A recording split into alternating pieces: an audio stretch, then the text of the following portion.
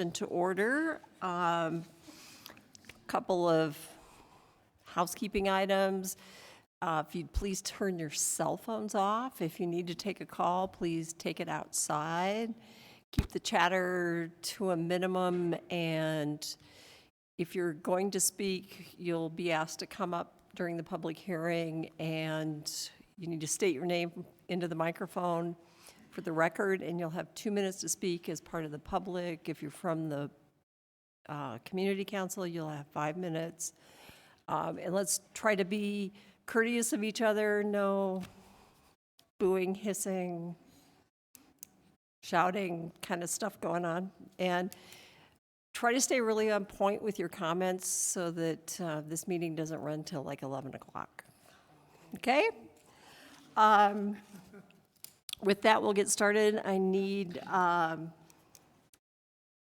motion to approve the minutes from last week. So moved. Weston, And second. I'll second that. Carolyn. Let me make my notes here. Amy.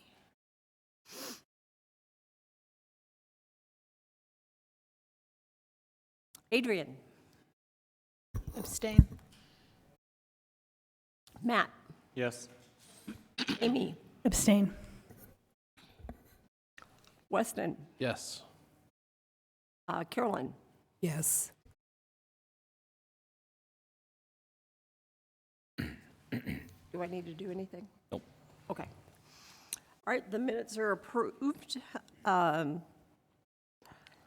chair has nothing to report. The vice chair isn't present today, so take it away, Director. Thank you. Just a couple of announcements. First off, for those of you who've been on the commission for a while, even if you haven't, we wanted to let everybody know, and I don't know if this has been said at a previous meeting, but one of our administrative assistants in our office is retiring. Her last day is Friday. So Deb, who fills in when Marlene was not here, is leaving the city after 30 years working for the city. So we're sad to see Deb go, but we're all very jealous of her able to retire. So wanted the commission to know that.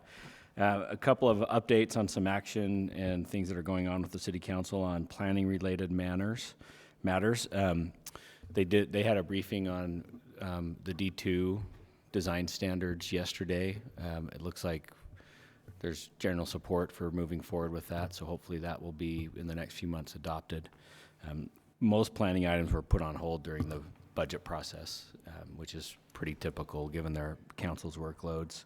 And then they also looked at a couple of rezonings, the 2700 South Cottage that you guys approved the plan development for, which required the rezone. They had a briefing on that as well. And then the proposed changes to allow drive-throughs in certain areas of the TSA zoning district. So those went on. A couple updates on some of the big projects that we are working on.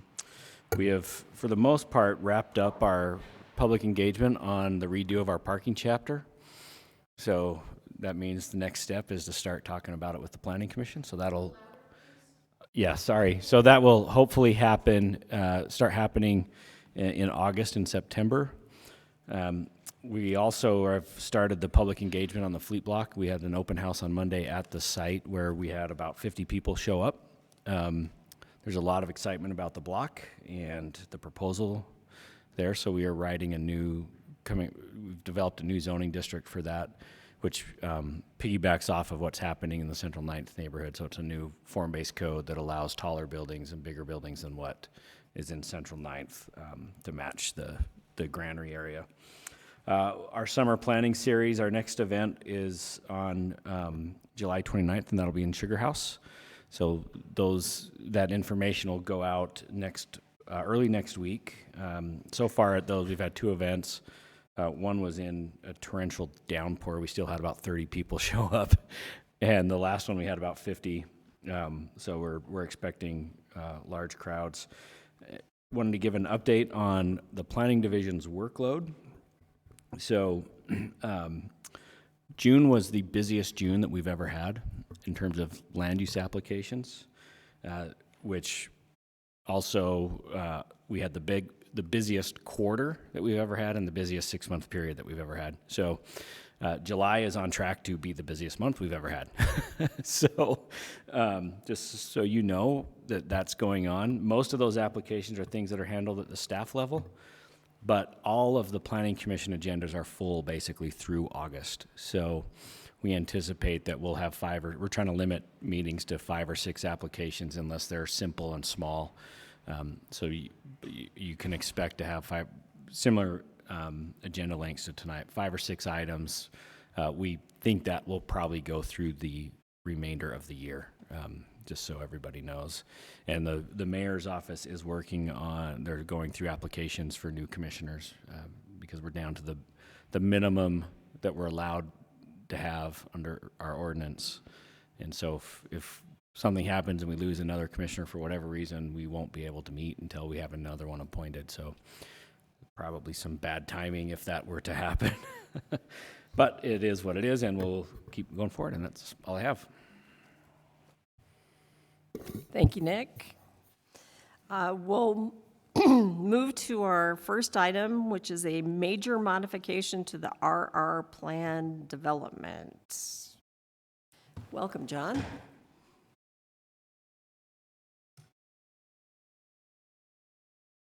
Right. Thanks for having me here. Tonight, as you mentioned, we're discussing proposed modifications to an earlier approved plan development. The Planning Commission reviewed and approved this project in November 2018. It was a plan development located approximately 171 North Redwood Road. If you look at the map, it's just north and west of the intersection of North Temple and Redwood Road. It's a 301-unit multifamily residential development replacing what is currently a vacant field. The property is located in a TSA zoning district where the use is permitted. And the project received a TSA score that would have allowed for administrative approval. However, the applicant requested several modifications to the zoning ordinance, which necessitated a plan development. The stated modifications were necessary due to the unusual site, which has, as you can see, frontage on 3 public streets with Redwood Road on the east, Gertie Avenue on the south, and Harold Street on the west. Those requests were to allow a building to exceed the maximum corner side yard along Harold Street, second, to allow surface parking in a corner side yard, and third, to waive some design standards along the west facade, mainly on the ground floor. This next slide, you can see the area in question where the modifications were requested, circled in red at the intersection of Gertie Avenue and Harold Street. When reviewing this, staff did have some concerns about the street corner. Although it doesn't currently resemble a typical public street, it kind of works and operates and looks like a private drive into the parking lot. This development will really begin to help the street evolve into a more urban type of a street. The applicant proposed to add an enhanced landscape area at the corner, which contained like seating and art and trees. The proposal is shown on this slide on the bottom right. The commission discussed this at length. There was definitely some concerns about whether or not this enhanced landscaping was going to be enough to really activate that corner. Ultimately, the Planning Commission did approve the requested modifications. So earlier this year, staff met with the applicant. He discussed potentially making changes to their already approved development plan. The proposed modification would extend the structure along Gertie Avenue, which would place the building directly at the corner of Gertie Avenue and Harold Street. That's the extension is shown outlined in red. This eliminates the need for the earlier approved modifications, but by doing that and proposing a building at the corner, it created a need for a few new modifications. So now the applicant is requesting 3 separate modifications of the ordinance. One, to allow the facade along Gertie Avenue to exceed the maximum length by approximately 78 feet. Second, to reduce the required amount of ground floor glass along Harold Street by 10%. And lastly, to allow an off-site parking lot on a property with that has street frontage. So the Planning Commission can consider major modifications of a plan development if the Commission believes that the requested modifications are in substantial conformity with the approved development plan. Staff has reviewed these, and they believe that 2 of these requests meet that standard. And I'll go into detail about each request in the following slides. So on this, we're talking about looking at the structure itself. The first modification is to exceed the maximum facade length.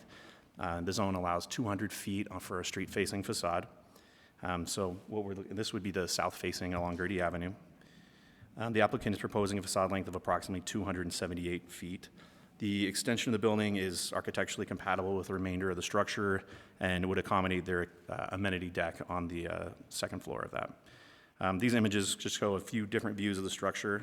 There's more in your packet, and then the applicants will also be here to discuss the design in more detail. Staff is supportive of this modification. In general, we do not support lengthy street-facing facades, which is why the standard is there. However, in this case, bringing that building up to the intersection will really encourage a lot more activity, pedestrian activity or interest at that corner than the original design, which is a major goal of the North Temple Master Plan. Staff also believes that the amount of articulation provided will help to avoid a monotonous or flat facade. And further, the design will also help to shield that surface parking lot from the street and sidewalk behind it. So the second modification is reduction in the glass requirement along Harold Street, which is that really small street that stubs into the apartment complex to the north. The reduction is from 60% to 50%. So this image on the slide shows outlined in red the provided amount of glass, which seems fairly significant. It's a very small section of a building. If you look to the left, so the staircase on the left side as well as the short span of the wall makes it difficult to meet the standard. The building also will contain mechanical equipment, which the applicant would like to shield from public view. The provided glass is located near the corner of the structure and is highlighting that building feature. And so for these reasons, staff is supportive of this request. So the third and final modification requested by the applicant is to allow for an off-site surface parking lot on a property that has frontage on a public street. In this case, it would be Gertie Street. So on the map on the slide, the approved development area is outlined in blue. The off-site parking lot is located south, outlined in red. Clearly, it does have frontage on Gertie Avenue. So, and the two images on the right show two views of the proposed parking lot from on the north side from the apartment project itself. The applicant has stated that the parking lot is essential to the viability and success of his project. I'm going to let the applicant provide more detail in justifying the request. As mentioned in the report provided, staff does not believe that the master plan in the area would support the development of a surface parking lot along the street frontage.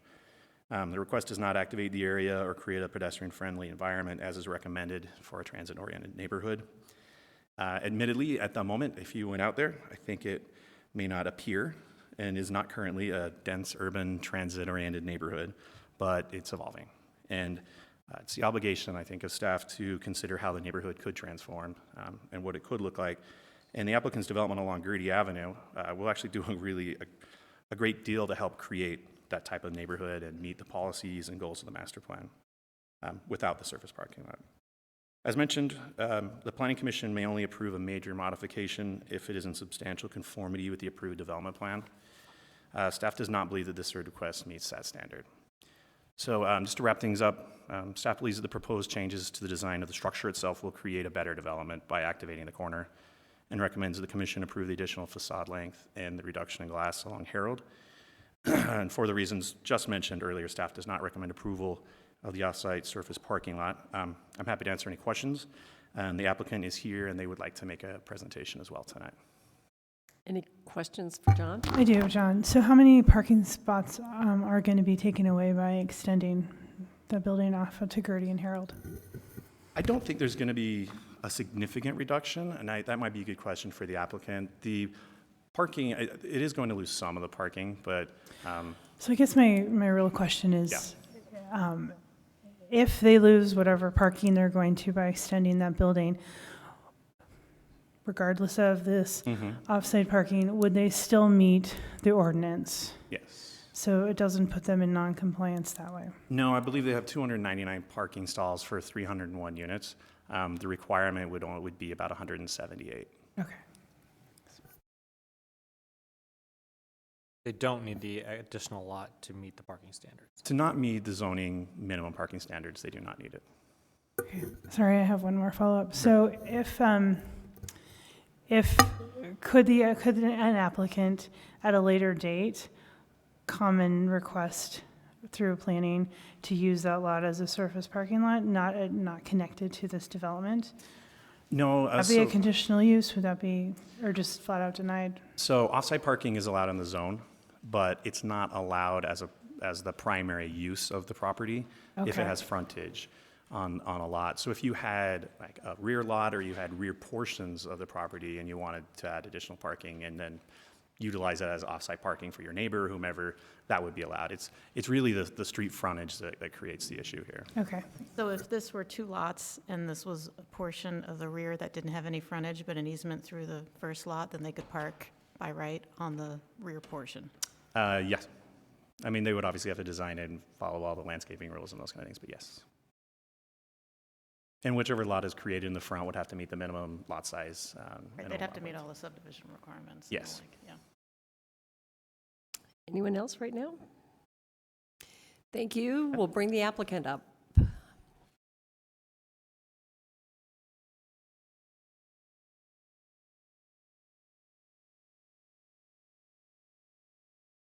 Okay, I'll get it.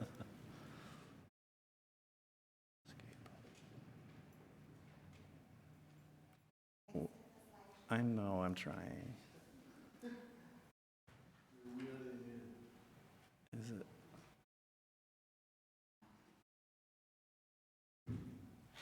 Sorry, I'm looking at it and I just don't see. I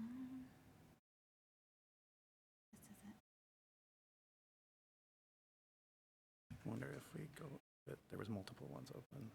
There shouldn't be, because Eric changed this program. Is this it? No. This isn't the. That is there. Okay.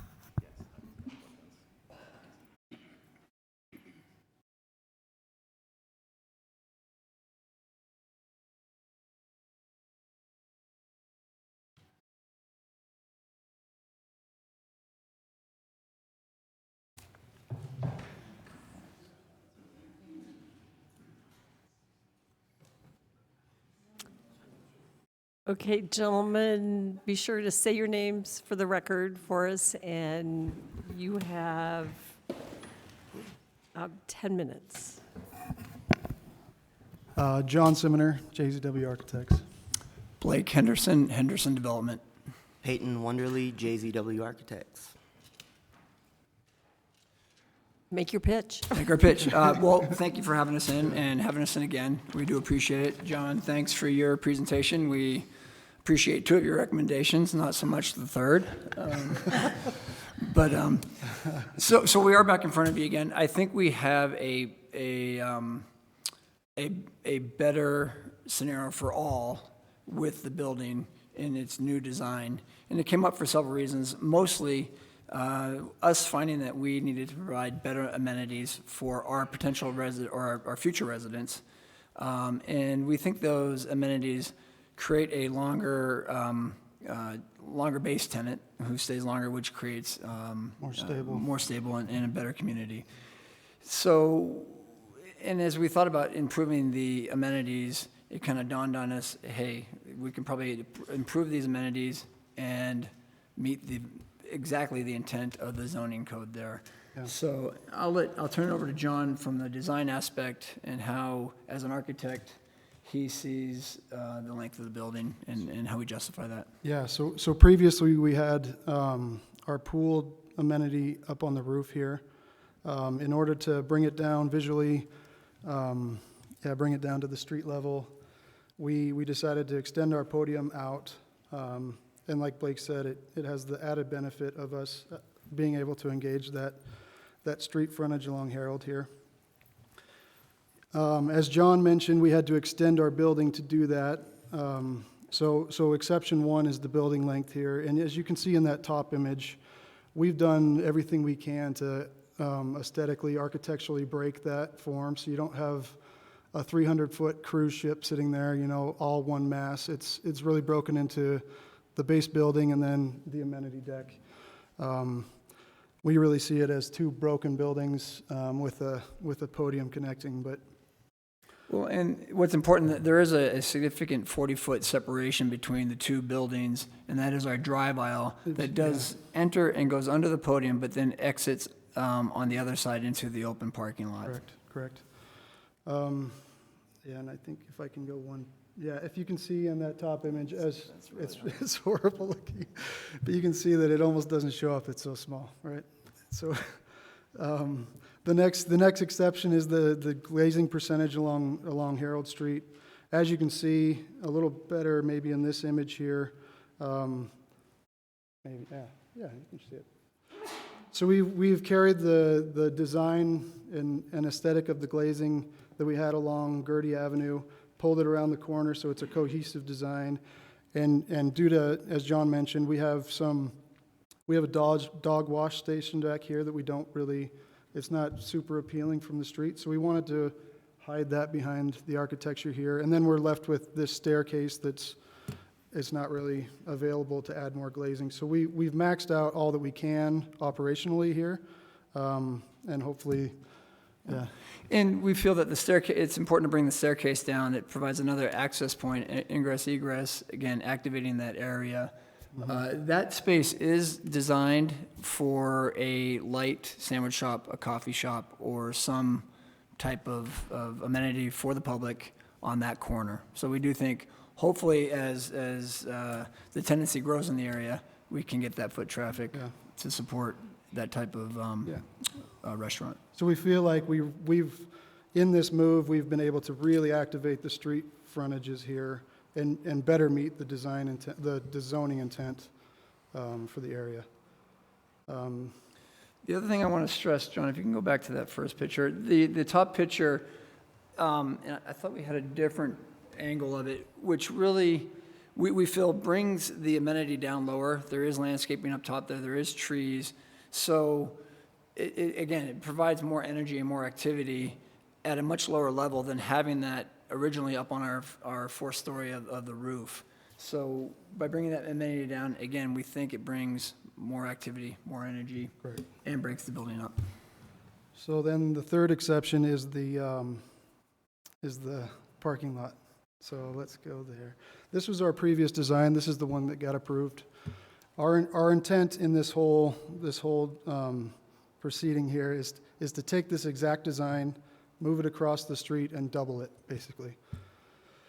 So this is the original design. This is what was approved, and this is we've shifted it across the street here. We've set it up with seating areas, a pergola, fire pits, planting areas.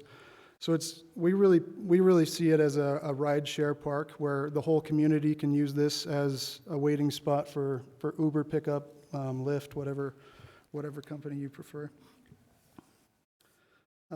We will be adding roughly 1,200 to 1,500 new residents in that specific area. There is not a public park in the area. The discussion we had the last time we were in front of you was going back and forth. Is it a viable park? Will it really attract people? I think there was mixed opinion on that. This time it has truly doubled in size.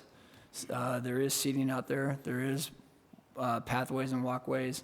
So we do think not only for ride share, but it's probably an area where people can go with their pets and sit outside. And it is right at the corner of the intersection of two dead-end streets. And as you can see here, it's connected to all three phases of this development in the West Station area. So you can see I don't know how many tenants we have total, 700? Well, there's over 300 units, 1.5 plus, right? So we'll get 1,200 people in there. So we really see it as a community gathering space here at the end of this pathway. So this, flying through there. This is our design. It adds 47 stalls, but most importantly, it adds this space here, this community park, this rideshare park. And we feel it greens up the entire parking area, which is now just, it's an active parking lot now. It's gravel and dirt. It happens to have a lot of kind of overnight camping in the area right now, which is not ideal. In some of the questions that were asked of John on we don't need this by zoning or code to support the building. We strongly do believe we need this for marketing purposes to support the building. Less than one spot per unit, it makes it extremely challenging to rent up your units, and without this, that's where we would be. Right at that So we- 99, yeah. We do feel, the other thing, and I think John will click through, we show, it's really hard to see. These are two parking areas, I'm sure you guys are very familiar with them, owned by the Holding family on 6th South and 4th South. And years ago, they were ugly, flat, non-landscaped parking areas. As you can see in this one It's here. obvious they're land banked, but they're much more attractive now with landscaping. We intend to hopefully do the same. Right now, there's not a viable development to go on this site, or we would probably develop it.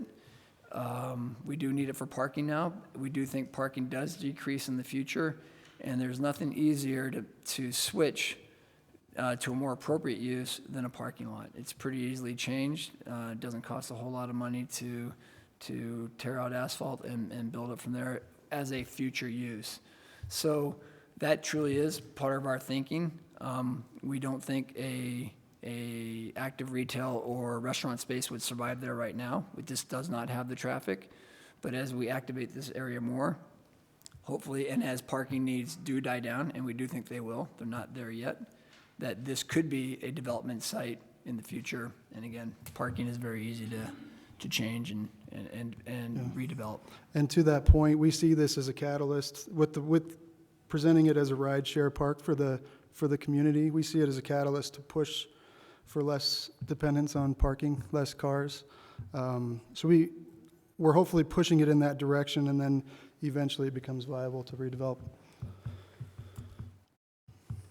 Any questions for the applicant right now? Yeah. Carolyn? What's the affordability of the units? Good question. These are market rate apartments, so there is no affordable tax component to it. We've designed this to be what we consider a workforce housing market. They are 30 to 50% less than the viaduct area and 60% less than moving in town, and significantly less than like a Fourth West or hardware building. So I don't know if that answers your question, but market rate, significantly less than in the city. And we're getting most of our tenants are those who have looked in the city and find it much more affordable to be out at our location, in our buildings. Thank you. You're welcome. The parking lot, is it fenced? It is planned to be fenced and secured, and I want to make it clear that just because of the type of rendering, it is a nice wrought iron type fence. It is not a solid, can't see through type fence. It's just our rendering capabilities on the art we have makes it look like a solid fence. It is not. And in front here, sorry, Matt, in front here, we would carry, so there's an existing brick wall here on the Apollo parking lot that we would carry that aesthetic across. Yeah. So it's gated as well. I guess Correct. it's like there's It's controlled gates. access. Secured, gated, yes. And it is used exclusively for the residents, not as a general parking for. That's correct, exclusive for residents.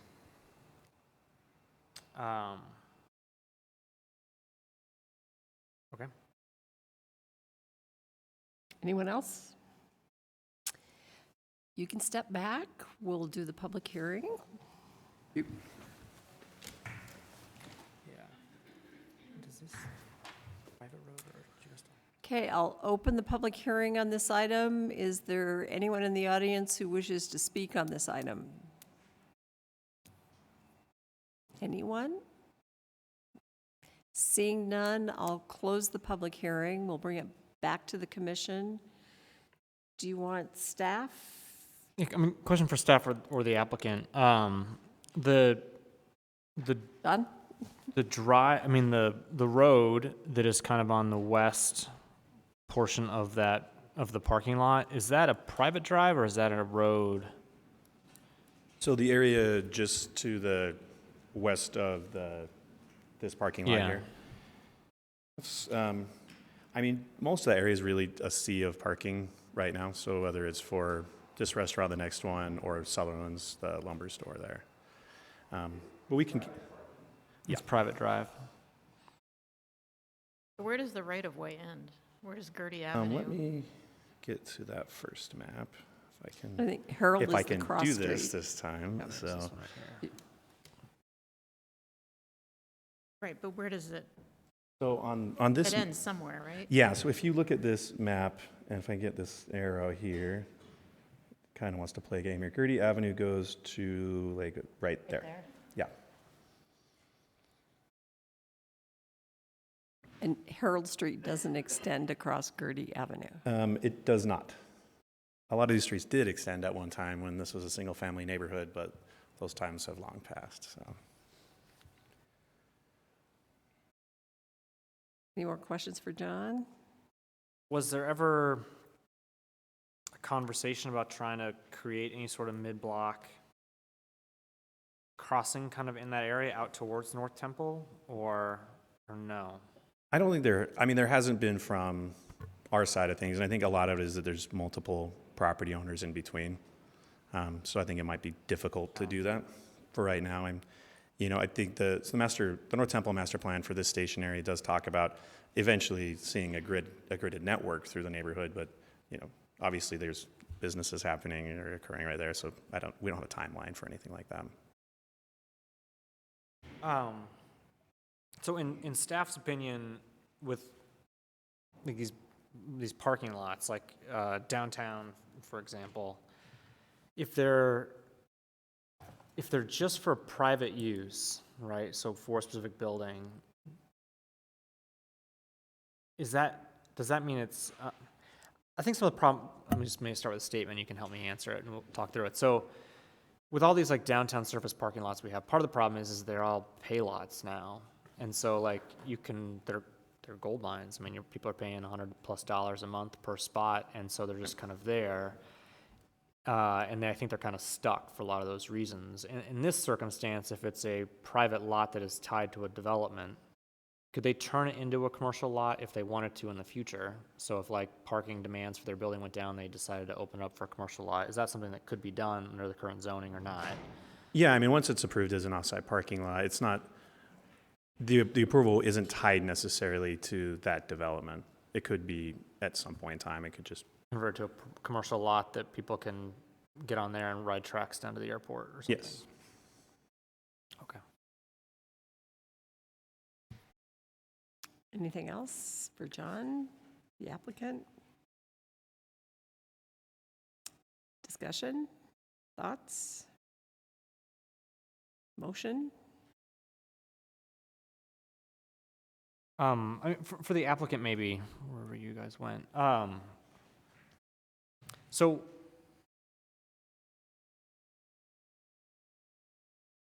you feel like you need all those parking spots that are kind of built in that sort of deal?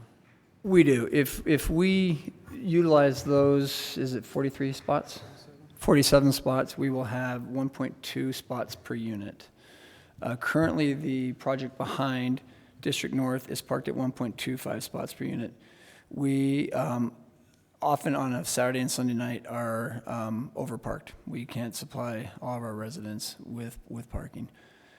We feel that 1.25 is a very close number. It's only on the weekend nights when everyone's home that becomes a problem. Yeah.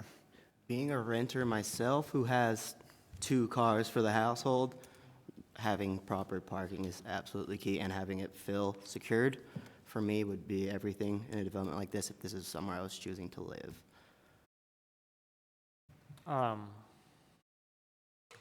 Okay. Thanks.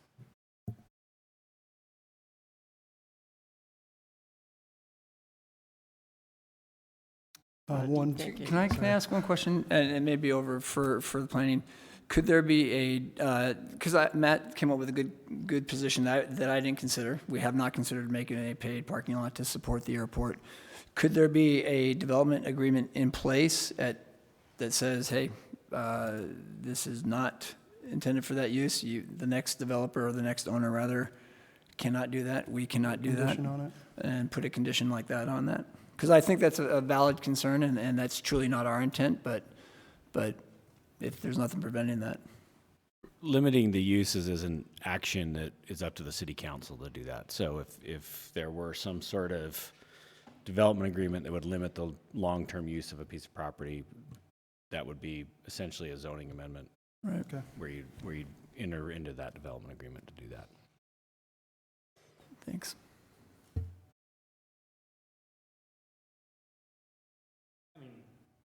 My comment's just hypothetical, and there's so much lots over there that's a really long-term question. It's more just because you did note, my bigger thing I'm just thinking through is your big note is that there is no other kind of public park, and there is like a lot of lack of green space kind of in the area. That's why I asked if you need all those parking spots. If you were to remove the 4 or 5 that are right there, you actually would make a square, nice little park where you would actually put like a playground. You could put a playground or something on there. I mean, like a real pocket park, right? But if you need all the spots, like that was my only that was what that question was getting at. Is that because then you do have this like, it looks like a pocket park, right? And then you have the parking lot, gated parking lot behind it, which I imagine would be an amenity too to your residents if It you've got would kids be. or family or whatever as well. But Can I ask, if the zoning is 30 feet? I think, Well, the quick question is, would we lose, 5 spots it or was 8, if we push back to the 30. 8 spots? If you're 30 feet back in this, I'd have to look at the zoning, but I think that if you're or maybe it's a different zone though, so maybe that's a different We think question. that we have that there's a zoning requirement. If we are truly 30 feet of park space, then we do meet the parking requirement, or the zoning parking requirement.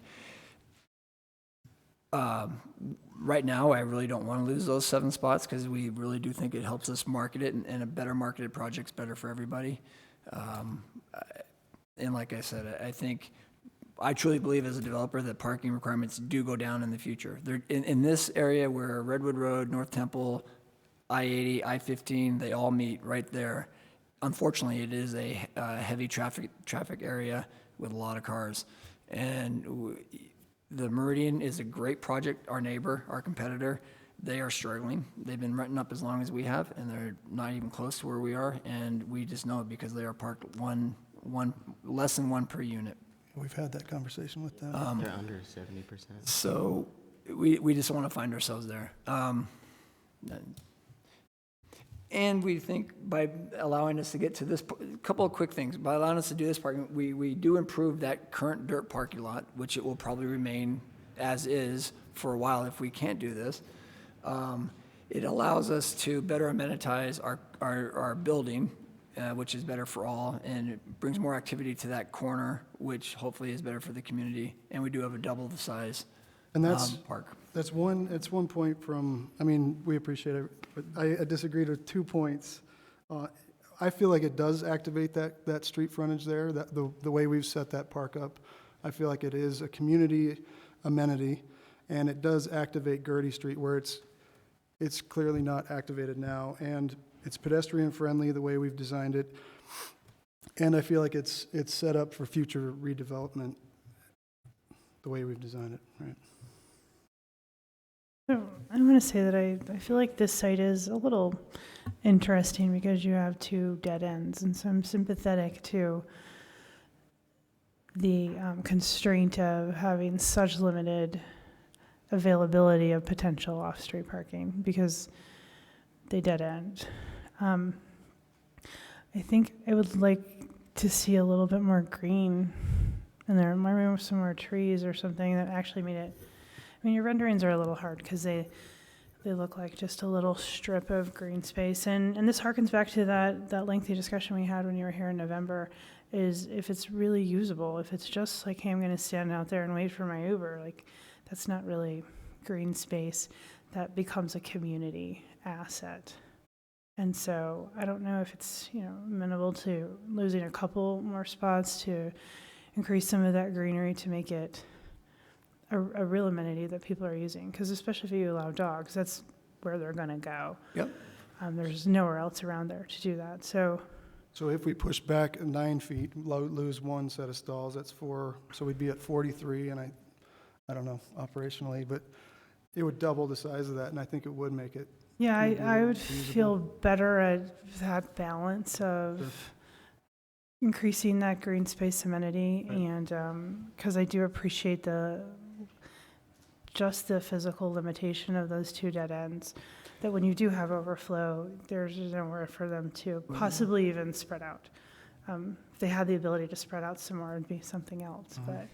And remember, the other challenge we had was we are surrounded on 3 sides by city streets. Yeah. And that's a particularly hard thing to design to and meet the 200-foot building length, activate all the streets. And it just, it gets, the more streets you add, it gets more and more complicated.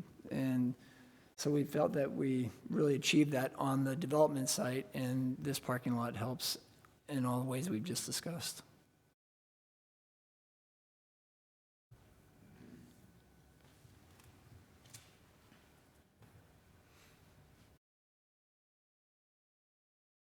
Thoughts? Motion? So I'd be willing to make a motion. I'm not sure how it needs to be worded, though. Start with the one on the motion sheet. Yeah, I Madam just Chair. finally pulled it back up. So give me a second. Before that happens, one thing that I wanted to offer as a suggestion, it's my understanding that we don't have authorization from the property owner where the proposed surface parking lot is. That's something that Paul tells me we'd be okay with a condition if you go down the route of approving that off-site parking, that we'd be okay with a condition that they provide that to us before they can actually do any kind of work there. But Let me Okay, see. I'll help you. I'm reading it really quick because there's multiple ones on here.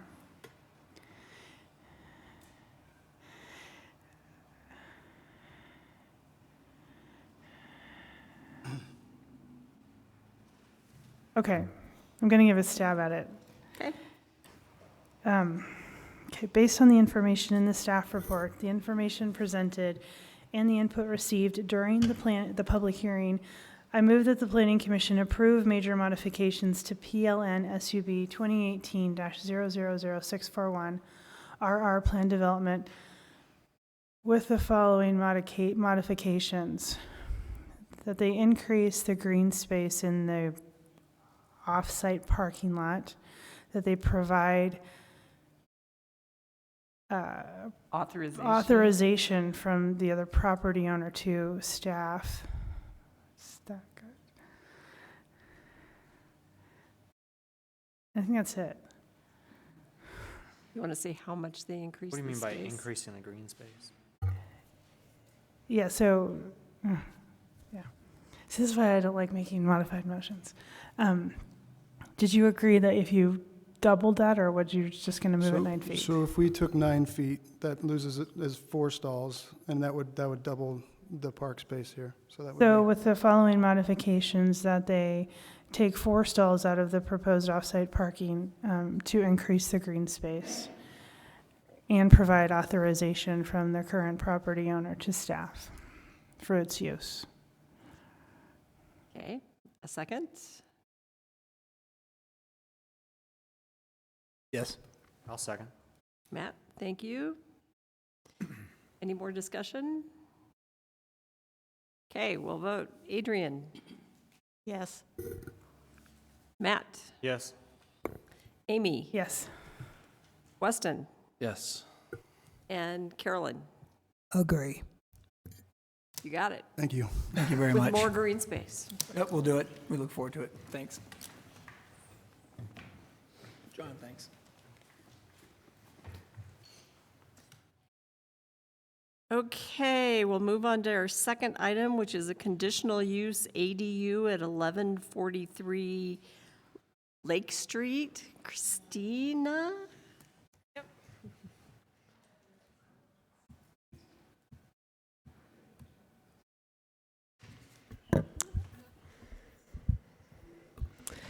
Okay, thank you for having me.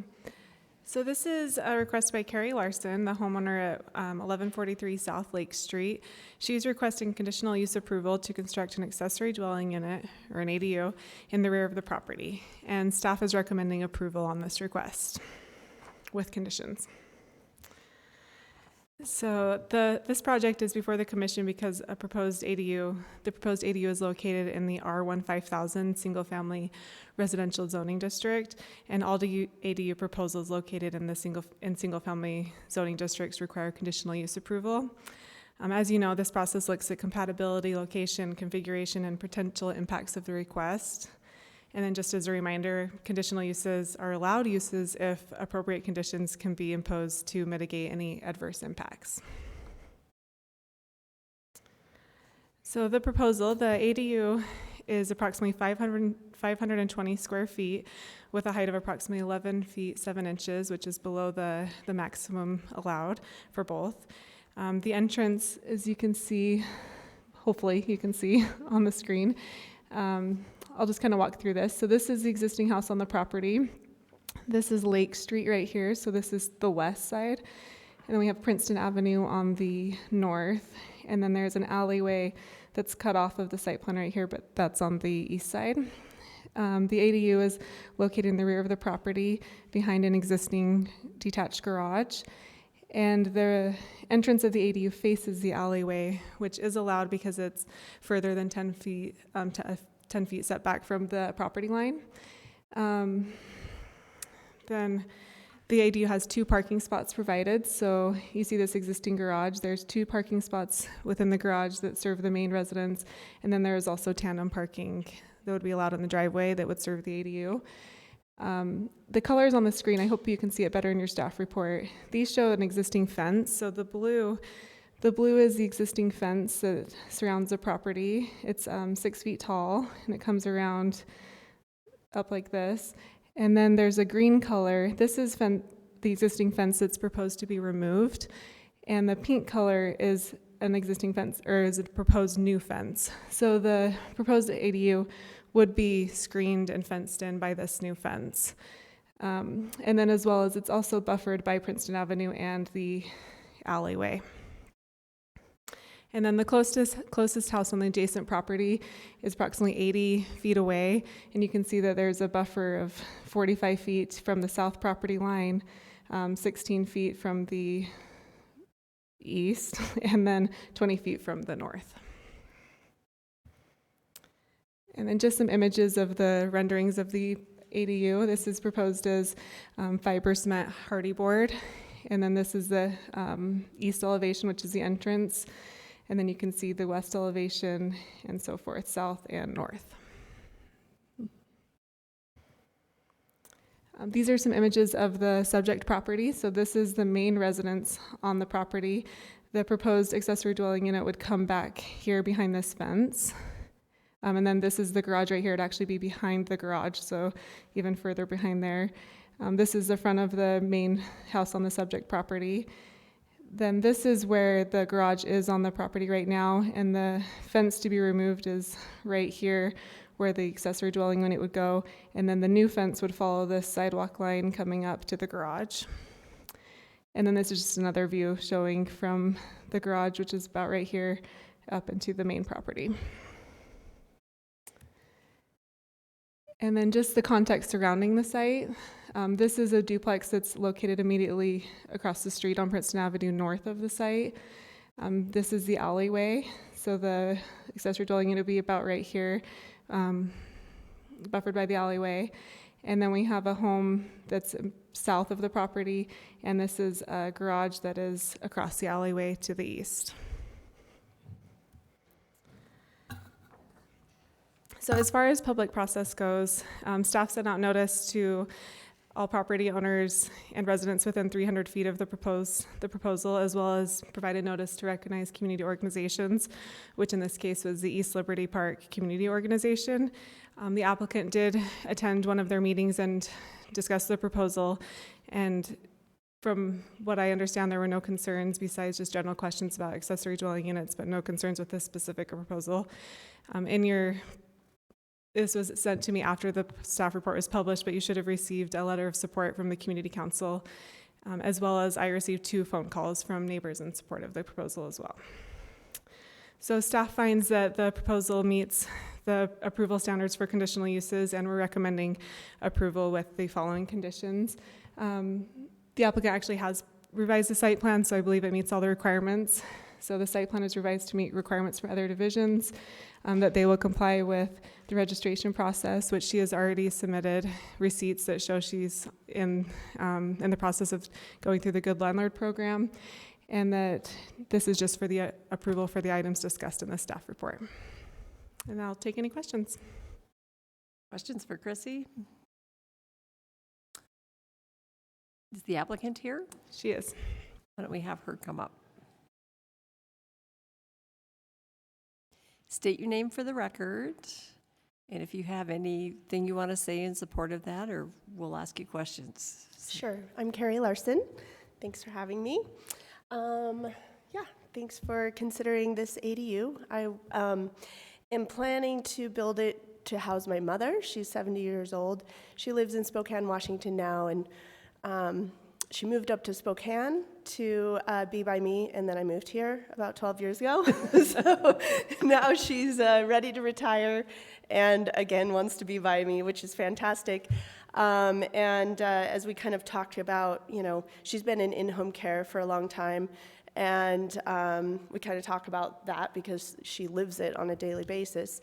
And we wanted her close by me, but not with me. And so, and then a neighbor told me that Salt Lake had approved the ADU process through conditional use and things like that. So I was like, oh my gosh, this is like a win-win, because she can have her own space, her own independence, but be very, very close to me.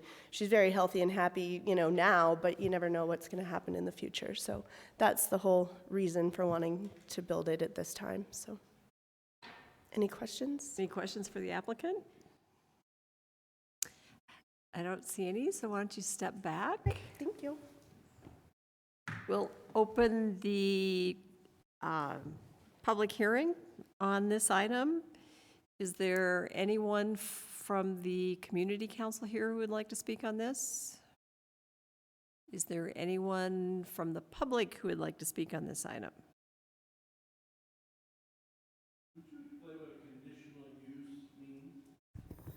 Yeah, so a conditional use by law is a use that is, that sometimes may have an impact that is on adjacent properties that is greater than what would otherwise be permitted.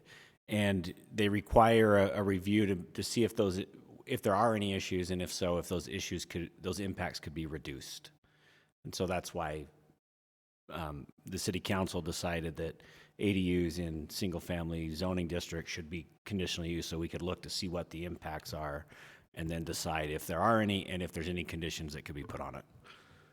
When I spoke to someone at the council here a couple weeks ago, they explained that a conditional use also is just not another rental property. It has to be, basically, the owner of the property has to live either in the main property or in that place. Is that right? That's correct. It can't just be Yeah, so if, plan divide. right, both units could not be rented. They have to be occupied by an owner or a relative of the owner, basically. Seeing no one else who would like to speak on this item, do you want to come up to the microphone? State your name, and then you can ask your question. Oh, my name's Robert Markham. I wasn't too clear about where the parking is and how much parking's provided. Could somebody clarify that?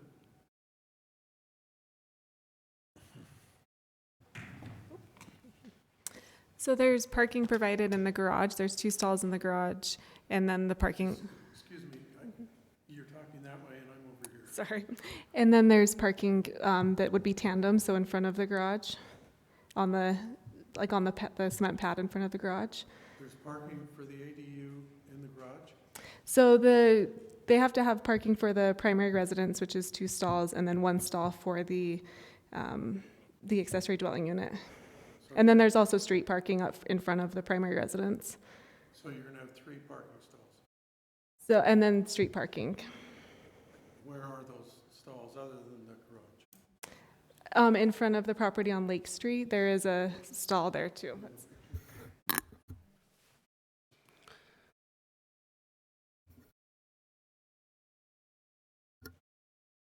So we also have, there is also street parking on Lake Street here. But you can't park in front of the fire hydrant. The fire hydrant's on the corner, so there is also enough room for a stall about right here. So you're drawing something like? Or opposite, if I'm seeing right. So Yeah. just as a matter of protocol, generally I guess we're in a friendly mood tonight. Generally, we don't take questions from the public. The comments are supposed to be directed to the Planning Commission. If you have some specific questions, we need you to come to the microphone and ask a specific question, and it'll be up to the commission and staff as to whether we can answer that specifically.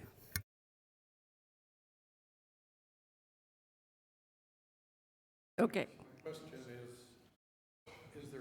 To the microphone, please. Is there adequate parking for both the ADU and the original home? We will take that under consideration and answer your question when we're done with the public hearing. Okay? And when will that be? Shortly. Okay, thank you.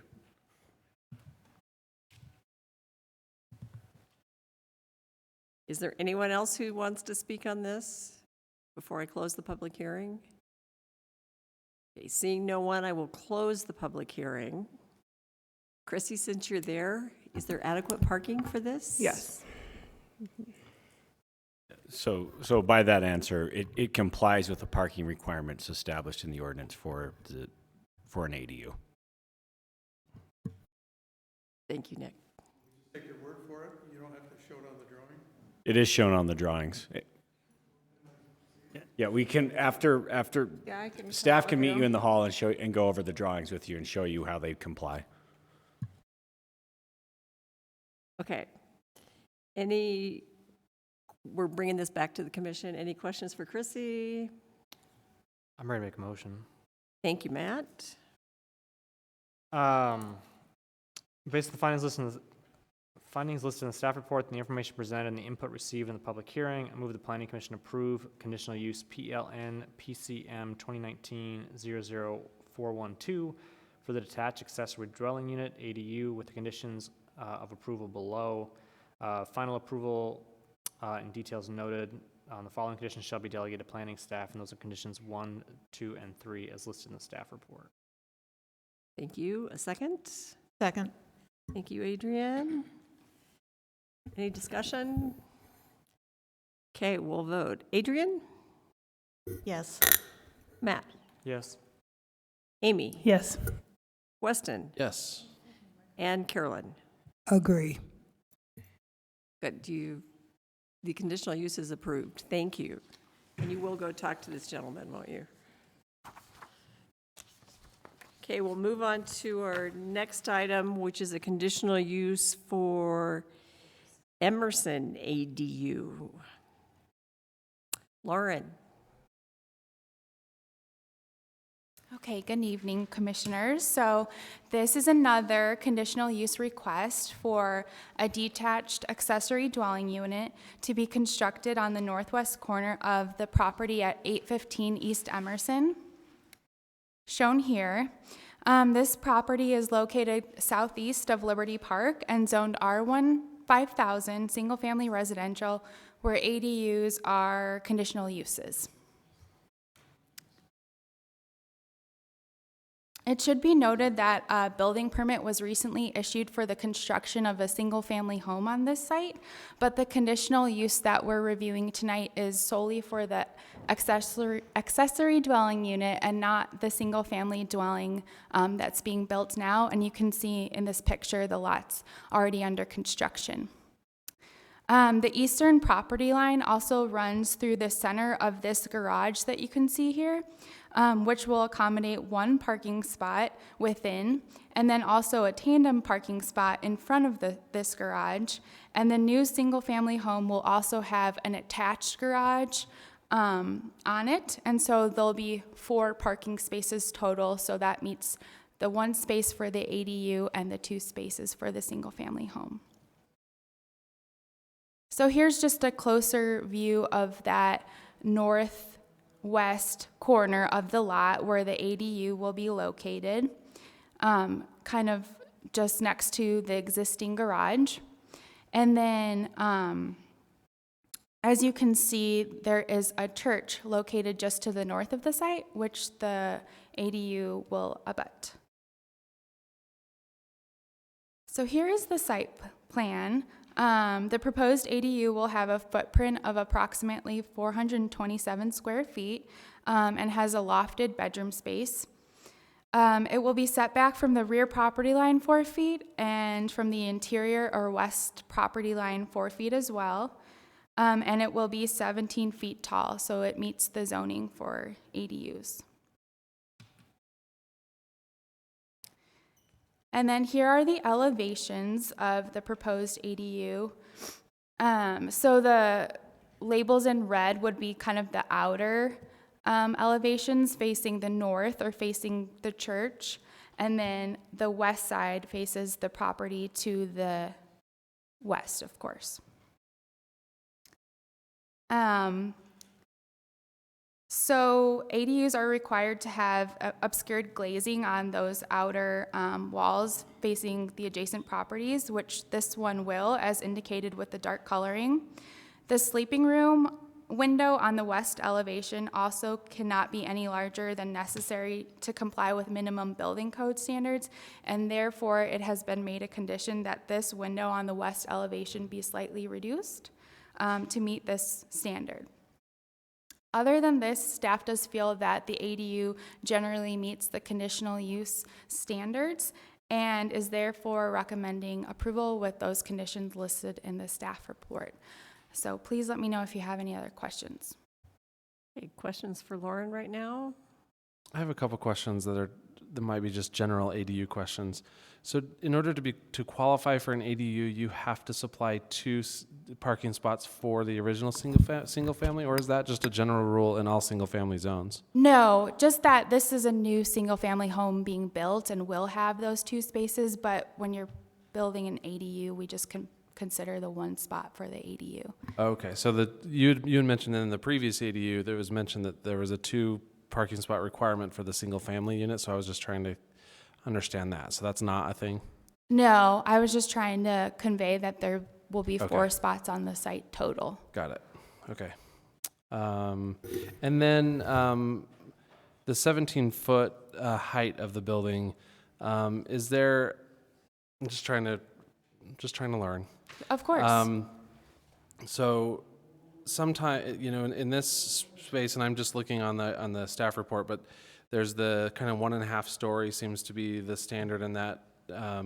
Because we've got the street front or the street face requirement, right? Where it's buildings can only be the height of the average of the street face building, or the height of the setback. No, I'm talking about the height, but the ADU is 17-foot flat top. It feels like it's taller than what it is in the neighborhood generally. Is that not the case, or is that it just feels a lot taller from what I'm seeing in the images here? An ADU can be 17 feet tall or the height of the existing home, whichever is less. And so in this case, the proposed home is going to be 20 feet, and so they get the lesser, which is 17. Gotcha. But yeah, there is an averaging sometimes with height for principal structures, but not for the ADU. Okay, and is there any consideration for flat roofs versus pitched roofs? I don't believe so. It's just 17 feet or the height of the house, whichever is less. Okay, thank you. Lauren, does this really meet all the window requirements? It Yes. looks like, I can't imagine like there's really. Why does the window on the west elevation have to be smaller? It's a window used for egress, and the height is just a little bit too big, a little bit too tall. So the window can't be any larger than the minimum necessary to meet egress, just to provide privacy for and this is for the outer facing walls. And so the dimensions are listed in the staff report, but the minimum height can be 24 inches, and it's a little bit taller than that. I think it's So the code actually wants blank walls along just smaller windows along facades, property lines. outer facades. Okay.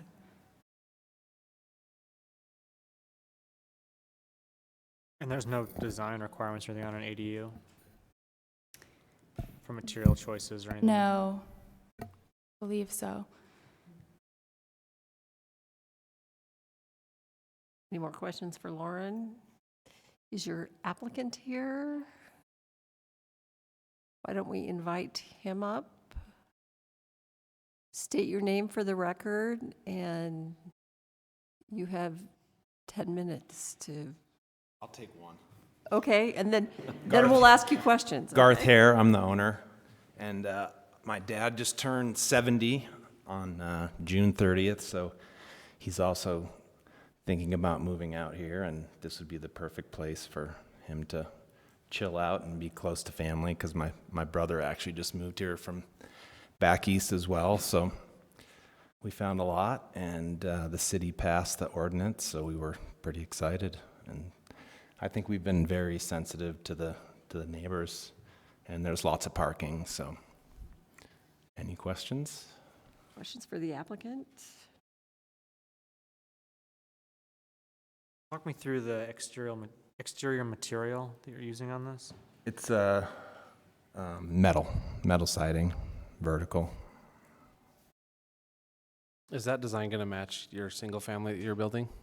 Yeah, very similar, yes. Yeah, it's also a flat roof, 20 feet tall, with metal and then cedar facing the street.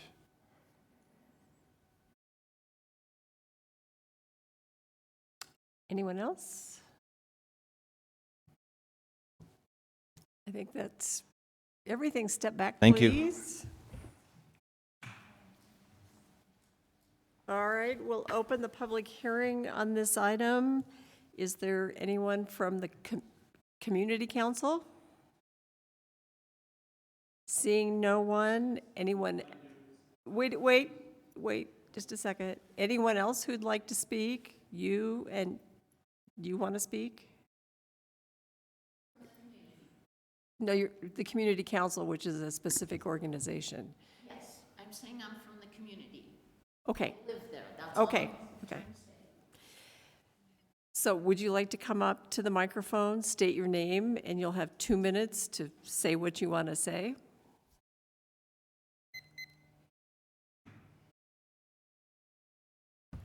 My name is Sue Ellen Eberts. I'm going to have to talk really fast then.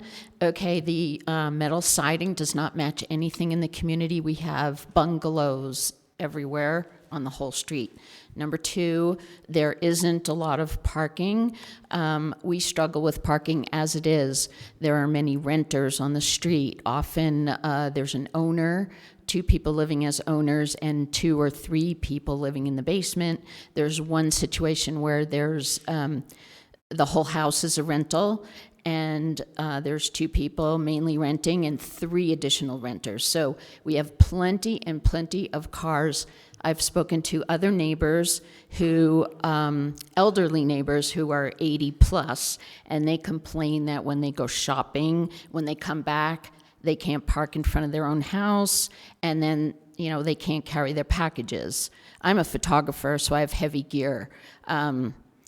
Often, and our driveway is very short, my truck doesn't fit down it, so I have to park somewhere else. When there are parties, all the owners a lot of the owners' spaces are taken. So we have to think of if there's one resident Often there's not just one car. We have, family visiting, friends. There's another house where there are renters. There are 3 gals that are renting, and they're university students, and so they have a lot of friends. They just moved in, and so often there are 4 or 5 cars in front. So I'm just using this as an example that we already have a parking problem.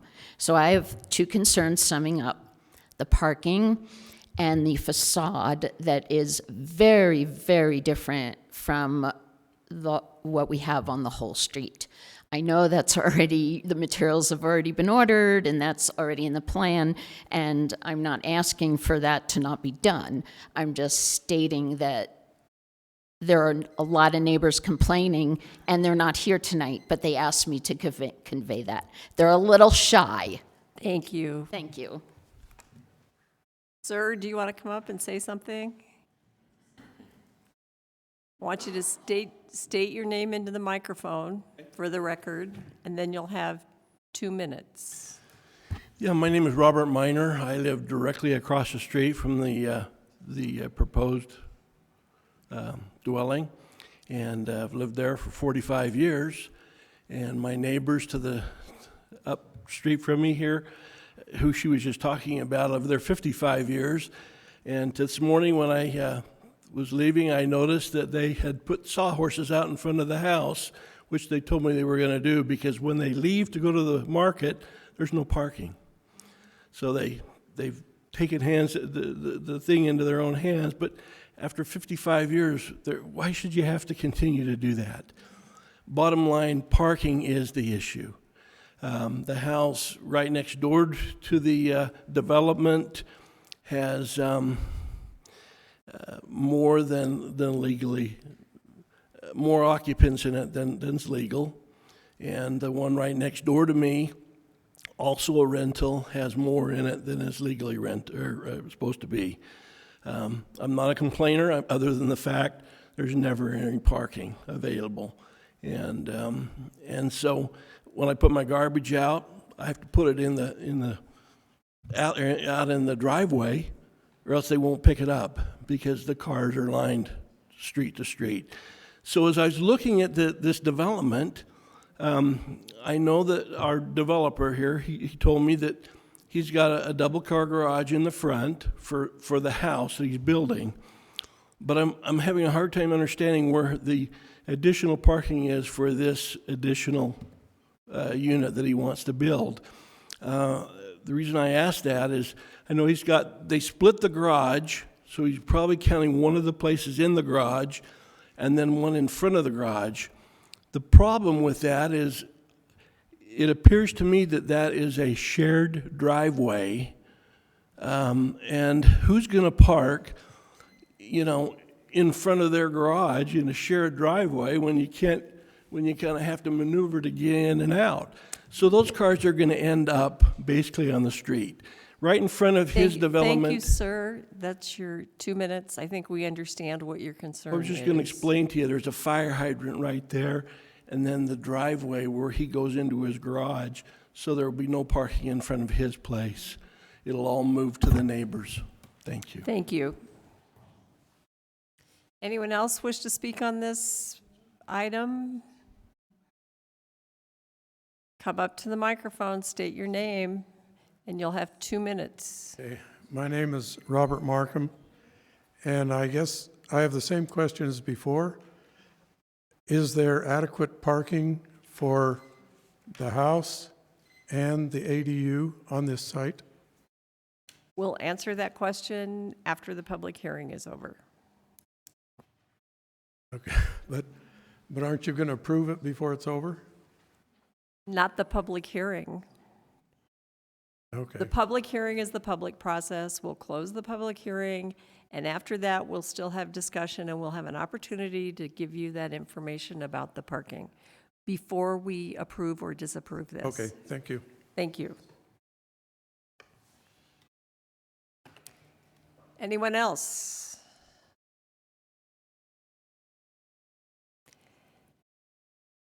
Okay, seeing no one, we'll close the public hearing on this. Lauren, could you come back up and explain the parking, please? Of course. So I've tried to highlight the parking in green here. So for the house, they'll have 2 spaces in that front green box in the attached garage, and then 2 spaces are required for the house, and then for the ADU, they're required to have 1 space, and they can accommodate that within the garage towards the back of the lot. And they also have 1 tandem space in front of that. And I've seen on another site plan rendition that the driveway will be kind of paved to the side, so they might be able to park to the side a little bit there. Yeah, so Lauren, I'm having trouble picturing what's happening here. So go to the picture. So the garage is underneath the new house? That's what I'm really not quite and understanding. there's an elevation of the single-family home in the staff report. Yeah, I thought that was the ADU. So I didn't. They look similar, but if you look on He page, pointed that out to me just now. So that rendering in the staff report, there's 2 parking stalls off-street in the new house incorporated into that, Into the house. off of Emerson. well, if you look on the south elevation, they have an attached garage on the ground level, and there's 2 spaces accommodated there. Right, so, see, and I thought that was the ADU, so I was confused. Okay. So those 2 are for the new house. Uh-huh. They're not on the street, they're a garage. Yes. And then the ADU will take this shared one Correct. garage space. So we're not taking any tandem with this shared driveway, because that's, obviously you can't do that. So the ADU will park in that garage space. The homeowner's 2 cars will go. Correct. Okay, thanks. You're welcome. Sorry for the confusion. It's Anyone else? my inability to read architectural drawings. So this is actually just a process thing. So tonight we're considering the conditional use side, right, to approve that. The zoning standard piece, you feel like it meets the zoning standards, and so really for us, so the parking piece is a standard, and it meets Yes, the standard. So yes. it's like a yes or no kind of question. Correct. It's not like we can really, I mean, I feel for the neighborhood in the area that has parking problems, but since they meet the standard, it's not like we're approving a house, we're not approving anything special around parking. There's no condition applied to it exactly, right? They meet the standards, so we got to move on. Like, that's not one of the conditions that we can, or findings that we can find as a problematic. That's correct. If they Right. comply with the parking requirement. They comply with it, but it's not like, we can't find a finding that doesn't, and so it doesn't matter. So what's before us today really, for the, for who are here really on page 30, and 31 and 32 of the staff Correct. report. I mean, the one part about this project that I find I find the material to be rather weird. And it feels very out of place. But so is the house is also being built out of the same Metal. industrial Mhm. siding? I mean, it's essentially what it kind of looks like, is like a warehouse, or a truck container. Right, metal and wood, and there's some specs for the material within the staff report. I saw those. Yeah. I mean, there is this condition within the staff report, or condition of approval that does, where is it? Hold on, I found it a second ago. That does talk about the mass scale design and architectural detailing of the surrounding structures if they relate or not to the proposed structure. And I feel like the metal siding doesn't, because it's very unique and different for anywhere in the city or many residential stuff. But if the house is going in that sort of same material, Mm-hmm. and the house has been approved Yes, they were issued a building permit. by right under design, there was no design or other standards that needed to be done. Dude, no. So it seems like that house with that style is going into the neighborhood, Mm-hmm. regardless of what happens here. Mm-hmm. Okay. Okay, that's my questions. Thank you. Okay. Any other questions for Lauren? Anyone ready to make a motion? I'll make a motion. Thank you, Adrian. She showed the parking She showed you where on the parking plan. was. And we also discussed that the parking's not part of the conditional use that we're discussing today. On the part of the property. I can discuss this too afterwards if you'd like. There's a driveway. It'll all be approved. The parking's access from the driveway that you can see in that picture, which is a shared driveway. Yeah, Lauren, if you want to pull it back up, I'm fine holding the motion until. Sure. Can you see that long rectangular green box? Yeah, but there's already a house there that's using that. So they actually subdivided the garage into two. So half of the garage is on the property to the east, and then half of the garage is on this new property. So they have that space on their lot. So you're telling me the new property line goes right through the garage? Yes, and they built a firewall in between the garage in order to be able to do that. Is planning okay with that? Yeah, that met all of our requirements. The zoning ordinance does allow accessory buildings, garages to straddle a property line if they are split and they're firewall protected.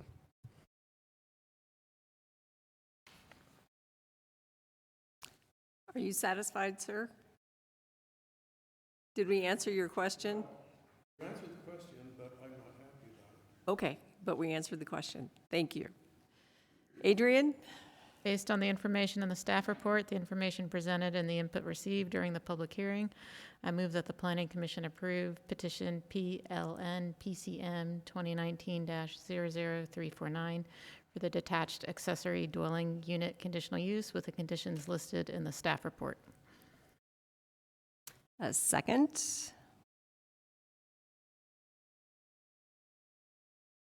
A second. I'll second. Thank you, Weston. Any more discussion? Okay, let's vote. Adrian? Yes. Matt? I mean, I'm not a fan of the general design, but given the house is there, yes. Thank you. Amy? I kind of echo Matt's sentiment. I really, really wish we had more input on design and materials to make them compatible with the neighborhood. But since that's not in our purview on this one, I'll vote yes. Thank you. Weston? I'll share the same hesitation. I do think that it has some compatibility issues, but I think that our hands are tied on it. So, yes. Thank you. And Carolyn? I don't like the design either, but yeah. Thank you. The conditional use is approved. Thank you, Lauren. Thank you. Okay, we'll move on to our item number 4, which is the Washington Street alley vacation. Mayara?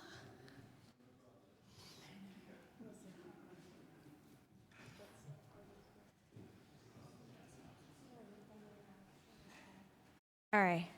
This is a request to vacate the alley north of the property located at 1040 South Washington Street. The request was initiated by Kevin Theobald, the property owner of the majority of the parcels abutting the alley. This request is before you today because an alley vacation request, the Planning Commission has a role in providing recommendation to the City Council, and the City Council makes the final decision. In regards to this particular request, planning staff is recommending the Planning Commission forward a positive recommendation to City Council with the condition listed in the staff report. The subject alley is 15 feet wide and approximately 253 feet long. It runs west of Washington Street towards the UTA abandoned railroad line. The alley has been fenced off, and the applicant has been using it for his business. So he would like to vacate the alley to incorporate into the adjacent properties. The applicant owns 6 parcels adjacent to the alley, which are highlighted in blue in the presentation, and his family owns another parcel shown in purple, bringing their ownership to a total of 7 out of the 8 parcels abutting the alley. The applicant justifies the request with the argument that the alley has not been used as a public right-of-way for at least the past 20 years, and it attracts criminal activities and creates an unsafe condition. In aerial photographs, we see that the property has indeed not been used as an alley for several years. The last photograph found documenting the entire alley unobstructed was registered in 1997, the first picture over there. Between then and 2002, the west portion of the alley started being used for storage. And by 2010, the entire alley had been completely occupied. Also around 2010, a fence was installed on the east end of the alley where you see, I don't know if you can see that very well, but that car parked by Washington Street over there, 90 degrees, the street, that's where the fence is. And then later on, they fenced off the west end of that alley. This is what it looks like now. Staff recognized that the fence on both ends of the alley and the encroachments that occurred over time may have contributed to the lack of use of the right-of-way. Staff also finds that the alley being closed off to public access is unlikely that the existence of the alley contributed to unsafe conditions. Other factors related to the existing conditions surrounding the alley might have more to do with unsafe conditions than the alley itself. However, the subject alley does not have a connectivity that is significant for pedestrian or vehicular connection in the city. The alley dead ends at an abandoned railroad line, and the only connection to the alley is from Washington Street, which also dead ends 220 feet south of the alley. Washington Street also feels more like a driveway and a parking area, as you can see in that picture over there, than a public right-of-way.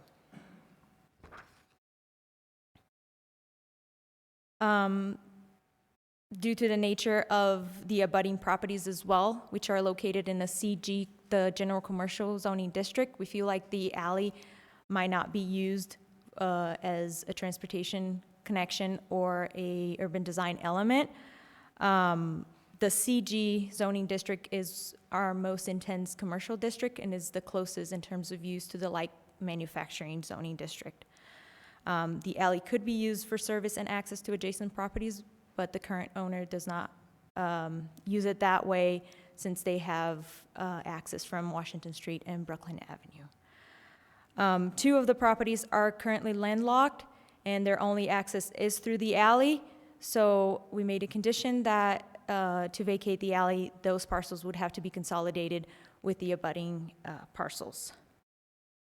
The proposal to vacate the alley was presented to two community councils affected by the request, and they were both generally in support of the request, and staff has not received any other comments. Thank you. Any questions for staff right now? So the master plan for the area just calls for it to continue its industrial use Yes. long term. Mm-hmm. Anything else? Is your applicant here?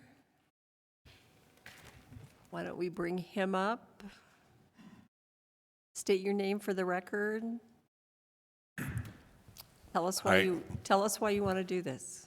Okay, my name's Kevin Theobald. I own all of those buildings with the exception of 1026, which belongs to my neighbor. However, he is in support of it and he has signed off on it. The reason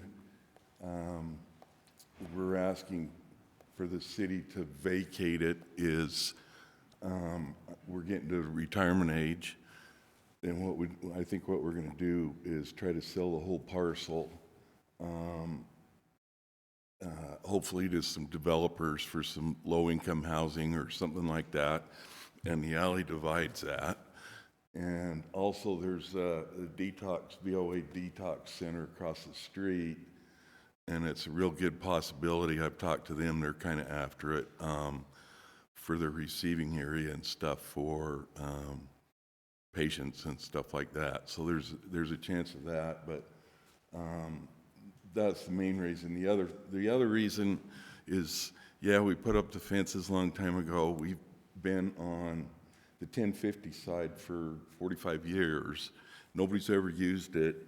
And in about the last 20 years, as the neighborhood's kind of deteriorated, we've seen a lot of transients and undesirables in there. So, and plus, we use it for storage, obviously, but my employees have to go back and forth from 269 to 1050, and we've seen quite a few things in there, and a little bit of it was for safety. And we found all kinds of stuff in there before we, fenced it off from, undesirables, I guess, for lack of a better word. And so that's basically why we'd like you guys to consider it. Okay, thank you. Thanks. Any questions for the applicant? Okay, you can step back. Thank you. Thank you. So we'll open the public hearing on this item. Is there anyone in the audience that wishes to speak on this item? Seeing no one, I'll close the public hearing, bring it back up to the commission. Do we need to have staff come back up? Someone ready to make a motion? Yeah, I have a question for staff. Okay. So, on this UTA light rail transit corridor, it might be out of your realm of knowledge, but is this, they still own that easement even though it's not being used, right? What easement? UTA probably owns that because Right. they bought a bunch of railroad tracks from Right, other so people. they still own that? Yes. they do. Okay. And we don't know what their future plans are for it, to keep it, sell it, rip it out, utilize it? The city's master plan, long-term, calls for the light rail to have a downtown bypass. So this corridor is one of those potential locations for it, that abandoned rail corridor. Anything else? So the applicant suggested that he wanted to sell it to a developer to develop some housing there, which would kind of speak differently to my question about its long-term use as an industrial use. And I would hate to have the applicant talk me out of what he wants, but I would say that if it's going to be a use outside of industrial use, I could see the potential need for access like that to break up those blocks and break up larger buildings long-term, be an actual asset to that area. So can you speak to is that a possibility outside of the master plan I don't really know. So any use that is permitted in the CG zoning district would be allowed, and I believe the multifamily is allowed in the CG.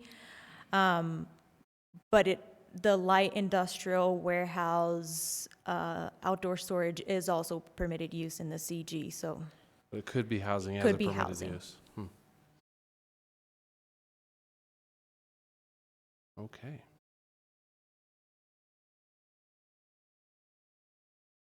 Thanks. Any discussion? Any more questions? Somebody want to make a motion?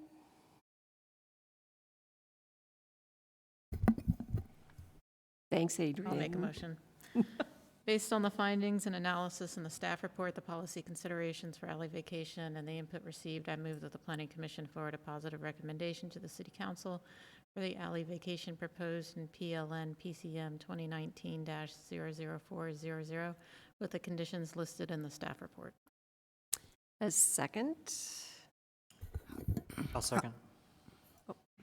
Matt B., yeah. Any additional discussion? Okay, we'll vote. Adrian? Yes. Matt? Yes. Amy? No. Weston? No. Carolyn? Yes. 3 to 2. So we need 4 in order to have a majority of the quorum, so this is where the chair gets to vote. Okay, I'm going to vote yes. You got your vacation. Well, not yet. Not It's yet. got to go Oh, to city council. It goes to the city council, sorry. It goes to the city council, but we recommended for it.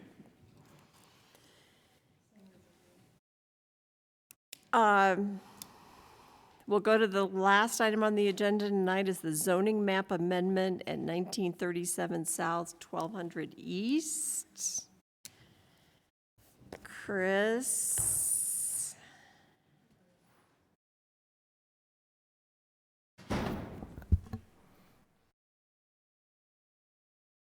Okay, good evening.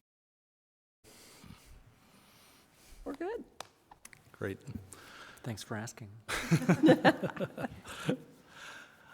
Okay, this is in regards to zoning map amendment, and it is at 1937 South, 1200 East. The summary of this petition is the applicant is seeking to amend the zoning map for the subject parcel from RMF 35 to RMF 45. And the reason is the applicant also owns the adjacent parcel to the south that is zoned RMF 45. And the requested change would facilitate consolidation and future development of the parcels at a higher density than is currently allowed. And with this, I'll just explain a little bit about the neighborhood and what's going on here in this area. So this map gives an overview of where we're talking about. It's located right on 1200 East in the middle of the image there. And you can see the red box, which is where the subject parcel is located. 12th East, if you go south, you can see it's right near 2100 South. And then if you go north, you can see where the Westminster campus begins. And it's also in between 11th East and 13th East. So just kitty corner from about where this is the Sizzler and Liberty Park right there in that area. And this area is a very unique neighborhood. It's diverse, and it's very close to the business district there in Sugar House. And when I say diverse, I'm talking mostly about building types that are found here, with many different types of multi-unit buildings mixed in with single-family dwellings, as well as some businesses, churches, and schools, different things such as that. And as I mentioned previously, the subject parcel is currently within the RMF, residential multifamily 35 zone, but it abuts the RMF 45 zone to the south. You can see the different colors there on the map. And so the client is owning those parcels that are zoned differently, and he's seeking to change the RMF 35 up to the RMF 45 zone. And with this, it shows some of the diversity I was speaking about in the previous slide. This is looking north from 2100 South, and right down there at the bottom of the street is the Jiffy Lube. And then as you move up the street, you can see the very tall tower that's right there, which is owned by the applicant. That is the Irving Heights building. That's a tall building. I think it's probably between about 75 to 80 feet in height. And it has 7 stories, if I'm remembering correctly. Everything from there south, except for the Jiffy Lube, is multifamily buildings. And it's the same for the other side of the street, which is most of the Irving Schoolhouse development. And then on the other side, there's some single-family homes, and then there's more multi-unit development. And this map on the right is just meant to point out some of the development density that's in the area. Those numbers represent number of units per acre on these sites that are multi-unit developments. And as you can see here, there's several different multi-unit developments that are readily apparent in the area in different zoning districts. It's mostly the RMF 35 zoning district, which is up in the orangish color, and then the purple color is the RMF 45. With the point being that the red box that's enclosed is the 2 parcels that they would like to consolidate and develop on. Under their proposal, if it were switched to RMF 45, the maximum density that could be allowed there would be 34 units per acre, which is actually on the low end of all the other developments that are in the area that are already multifamily. And then this shows specifically, sorry about that, I'm not sure what happened to that view, but anyway, this is the house that we're seeing right there, that blue house is the subject parcel, 1937 South, 1200 East. And then you're seeing the Irving Heights building right there. And then the lower photo, 1961 South, 1200 East.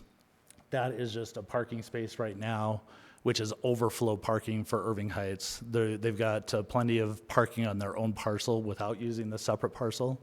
And so what they're proposing is combining these two parcels and building on that. And this is just showing the current versus the proposed zoning standards and what could happen, what could change potentially by allowing the upzone. Right now, the major changes is the height in the RMF 35 would be a maximum of 35 feet.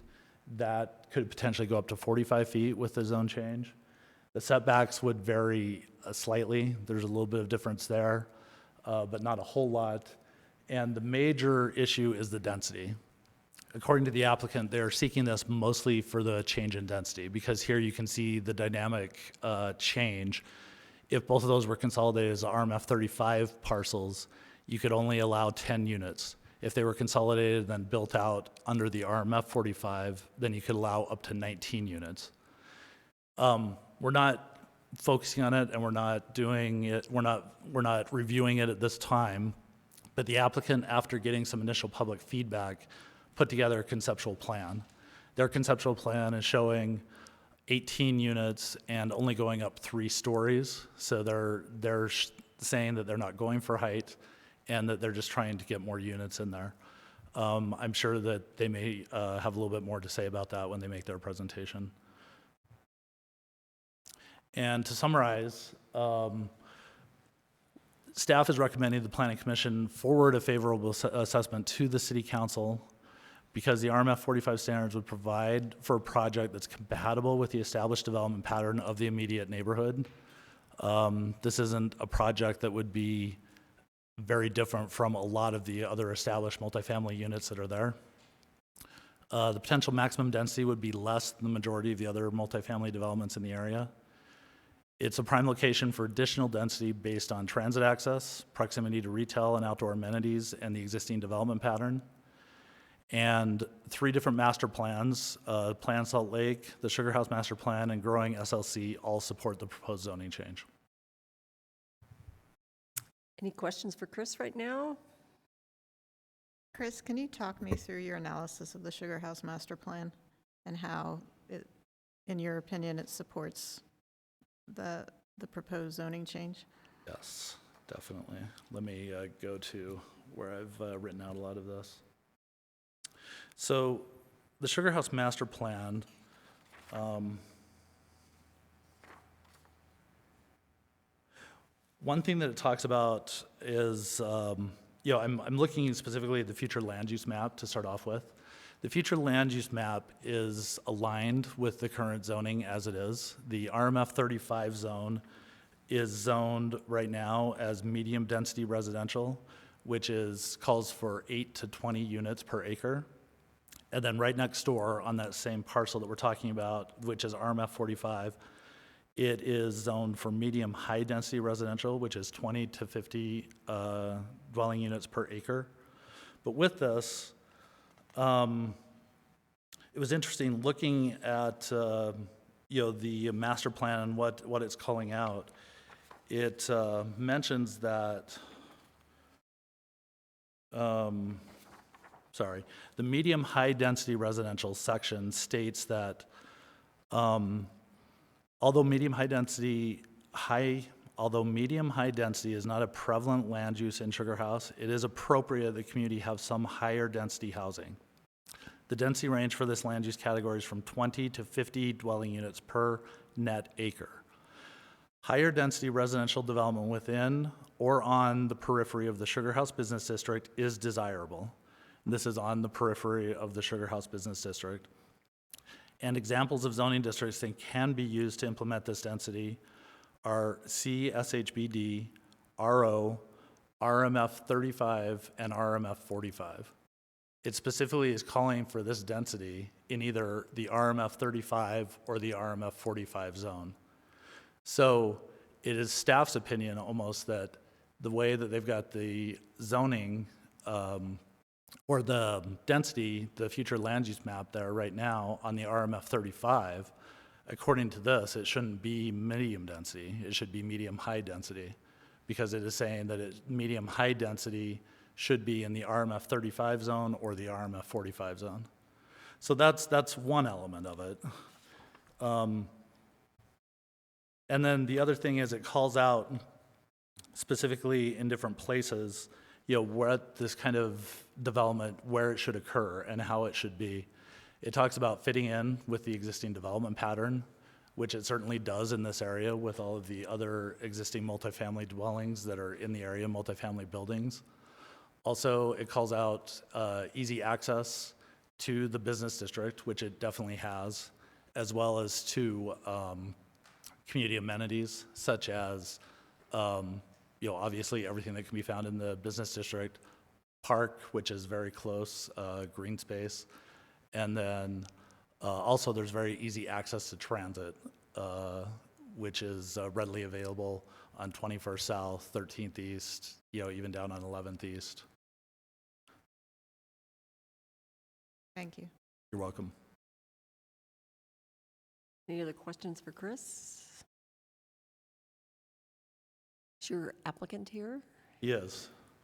And he gave me a zip drive. Let me see if I can get this plugged See in. if we can make it work, right? Yep.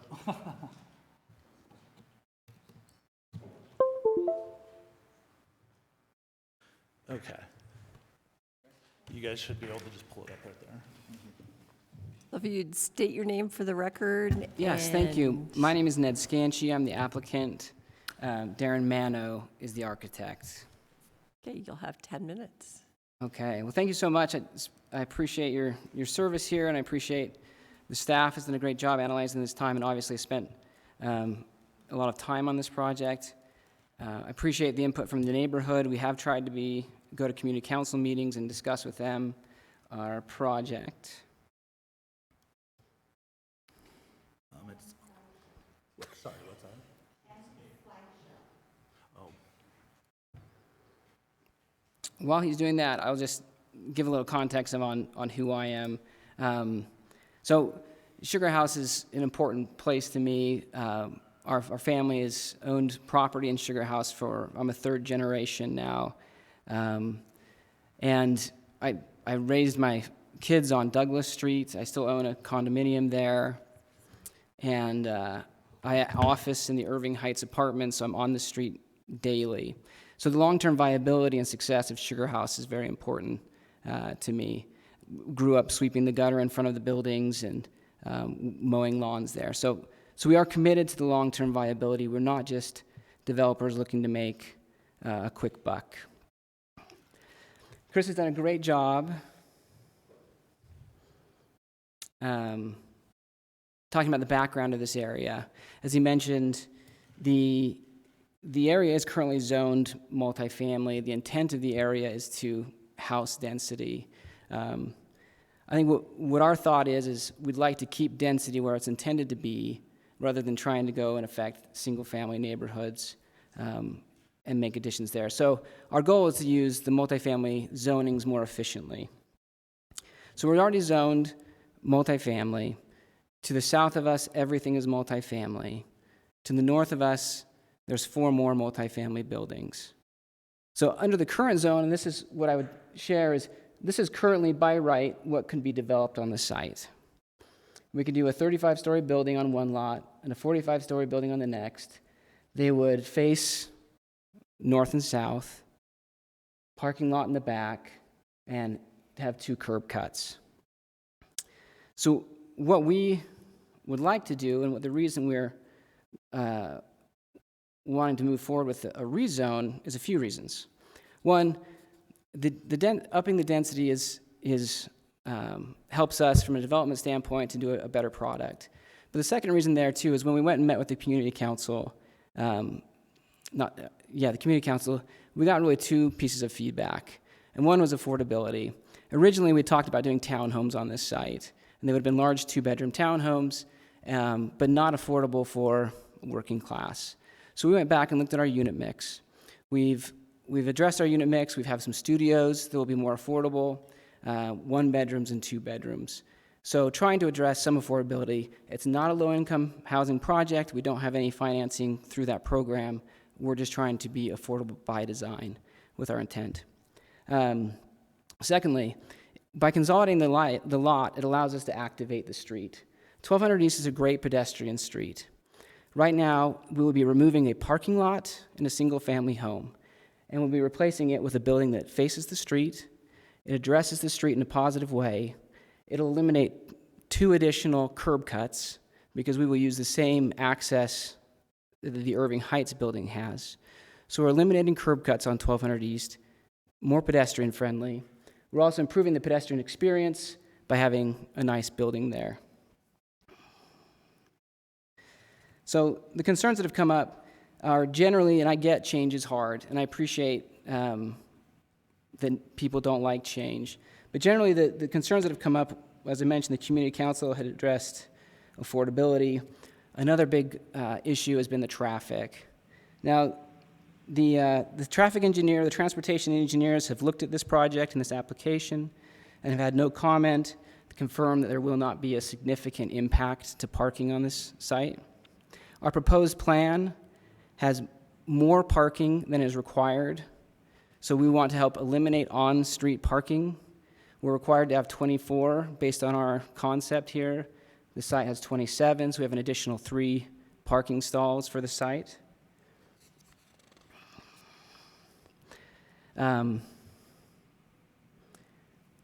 Again, we feel like it fits with the development pattern. We're committed to a good project in Sugar House. I think that what we have proposed here is significantly better than the project that we could build by right currently, and drastically improves the activation of the street, the pedestrian accessibility, and if we're going to do density, let's do it where it's intended to be, in these multifamily zones. Our intent is not to go in and spot zone, to take away any single-family zonings. It's just saying, can we use the multifamily zones more effectively as it fits with the plan? So I would hope you would support this plan, again, for a few reasons. One, help us address the need for more housing and affordable housing by design, to create a better pedestrian experience and a more pedestrian-friendly street, and then to keep density where we need density to be. Any questions for the applicant? What's the height on your proposed? We're proposing that the building be 35 feet. So we anticipate staying within the RMF 35 height restriction.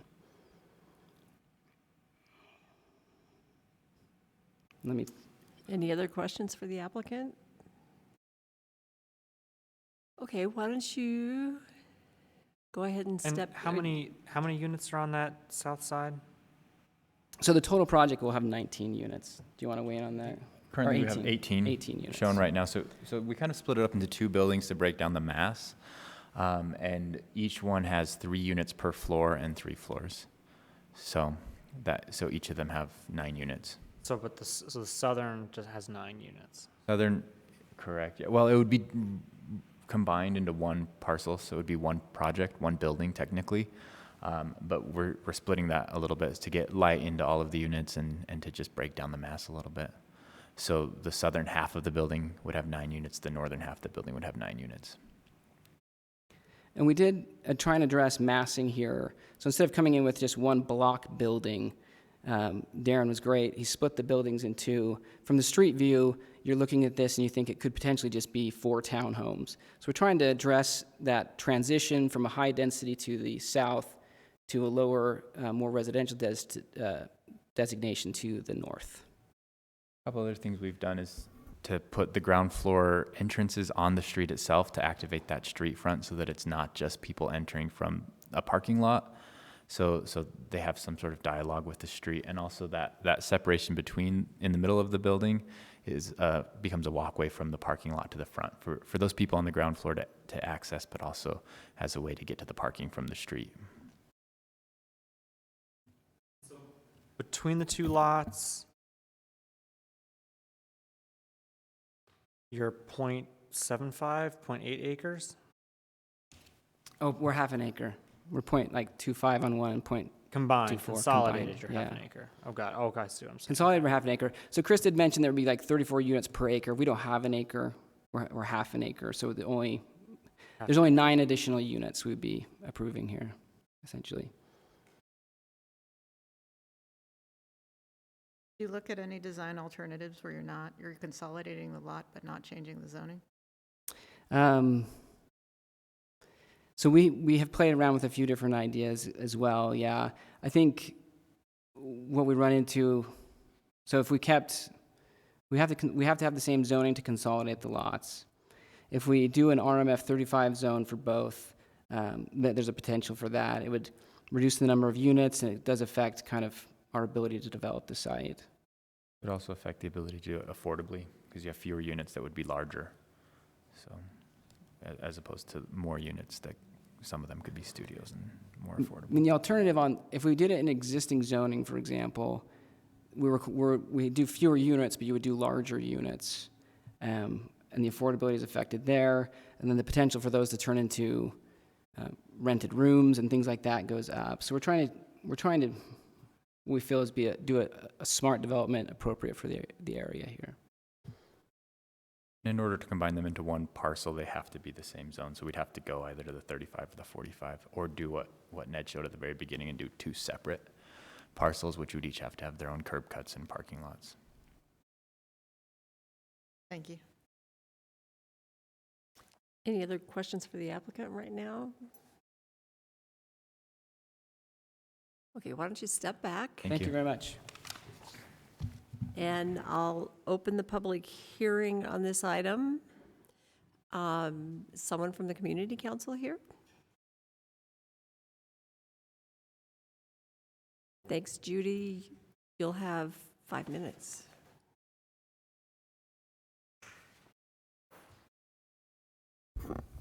Judy Short, Sugar House Community Council. We did our usual process where we notified the neighbors, and we had a number show up. And so you've seen attached to my letter, we have email comments and comment cards that were filled out at the meeting. I think the biggest objection we heard had to do with traffic and parking. And I appreciate what Chris is saying about the master plan and all the density that it calls for. I was thinking back to the days when we worked on that plan, and who would have thought Sugar House would look like it looks today? It just seemed like a pipe dream to me. But there's other impacts because of the intensity of the development all over the business district. People cut through neighborhoods.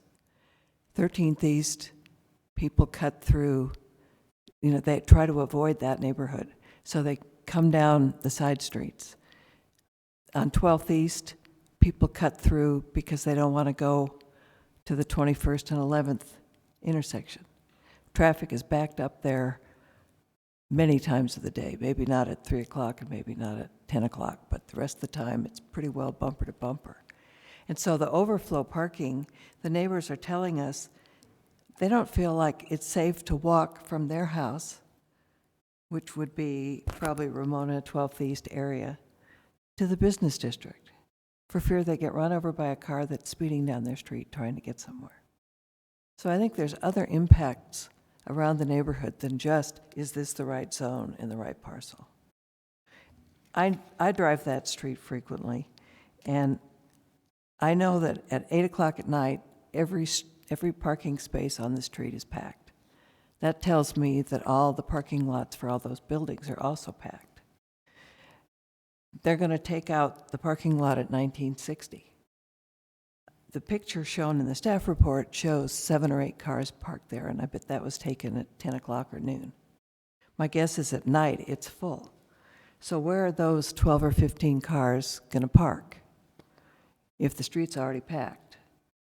So I think that's the basis for, I mean, I understand what the master plan says, but there's also a quality of life issue.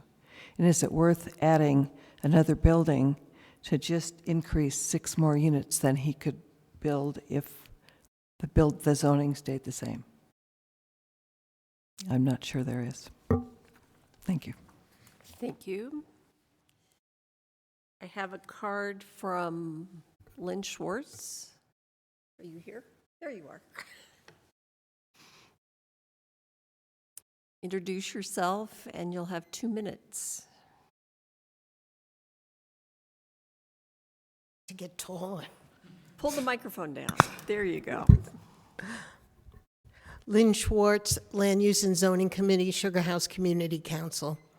The staff report discussing consideration 2, compatibility, states, quote, although few areas in Sugar House are suitable for medium-high density housing, it should be considered where feasible, unquote. It seems feasibility is an elastic concept, and it can clearly not be said to describe Sugar House now, which leads to significantly increased congestion already. The staff report also states, quote, the development objective for new medium-high density projects is to locate and design the new projects so that land use conflicts with surrounding single-family housing or other uses are minimized, unquote. Adding 18 more units will exacerbate congestion and traffic issues already expressed by several residents during the Land Use and Zoning Committee meeting concerning this proposed zoning change. It is already a saturated neighborhood, and without additional parking spaces, it is difficult to how this would not add to congestion. Thank you. I have 2 cards here from people who don't want to speak, but they have a comment. One from Laura Fisher. She said the rezone, she's in support of the rezone. Rezone promotes smart urban infill in a pedestrian-friendly neighborhood near transit, retail, and offices. Salt Lake needs housing in these types of neighborhoods to reduce smog and traffic. I have another comment from Alan Skanke. He said he feels this rezone makes better use of the lot, will improve the area and the neighborhood, currently a parking lot and an old house. He feels the project will add the right kind of density where it already is allowed. Is there anyone else in the audience who would like to speak on this? Sir, why don't you come up, state your name for the record, and you'll have 2 minutes.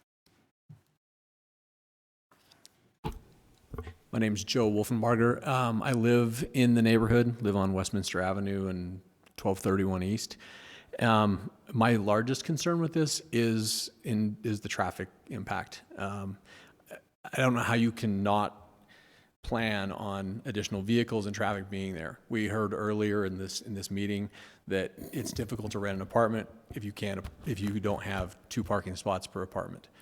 They're already below that in their plan, and I think this is just going to exacerbate the problem that already exists. If I will agree that their design looks better than a lot of the multi-family housing units in that neighborhood, but we shouldn't let past mistakes from previous planning commissions that what they've allowed to go on.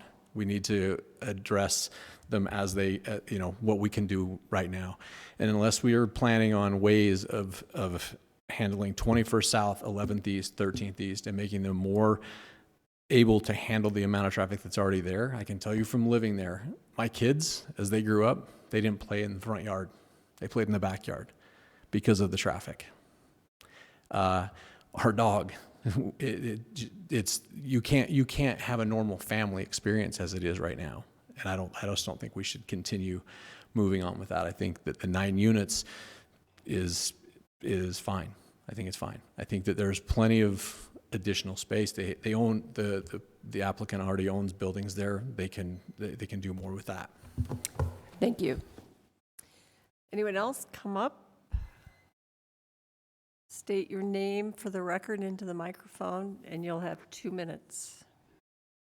So I'm Skylar Westerdahl. I live next door to my friend Joe. And I think similarly, my biggest concern is the traffic. You can change this zone to a zone 45, but that doesn't magically fix 12th Street, 1200. It doesn't magically fix 1100, which backed up all the way to nearly half a mile just at like 5 p.m. at a traffic light. It doesn't fix the 7 potholes that are in the intersection of 21st and 11th right now with just the normal use that we have currently. And there's also 3 to 4 large apartment buildings coming up a block away.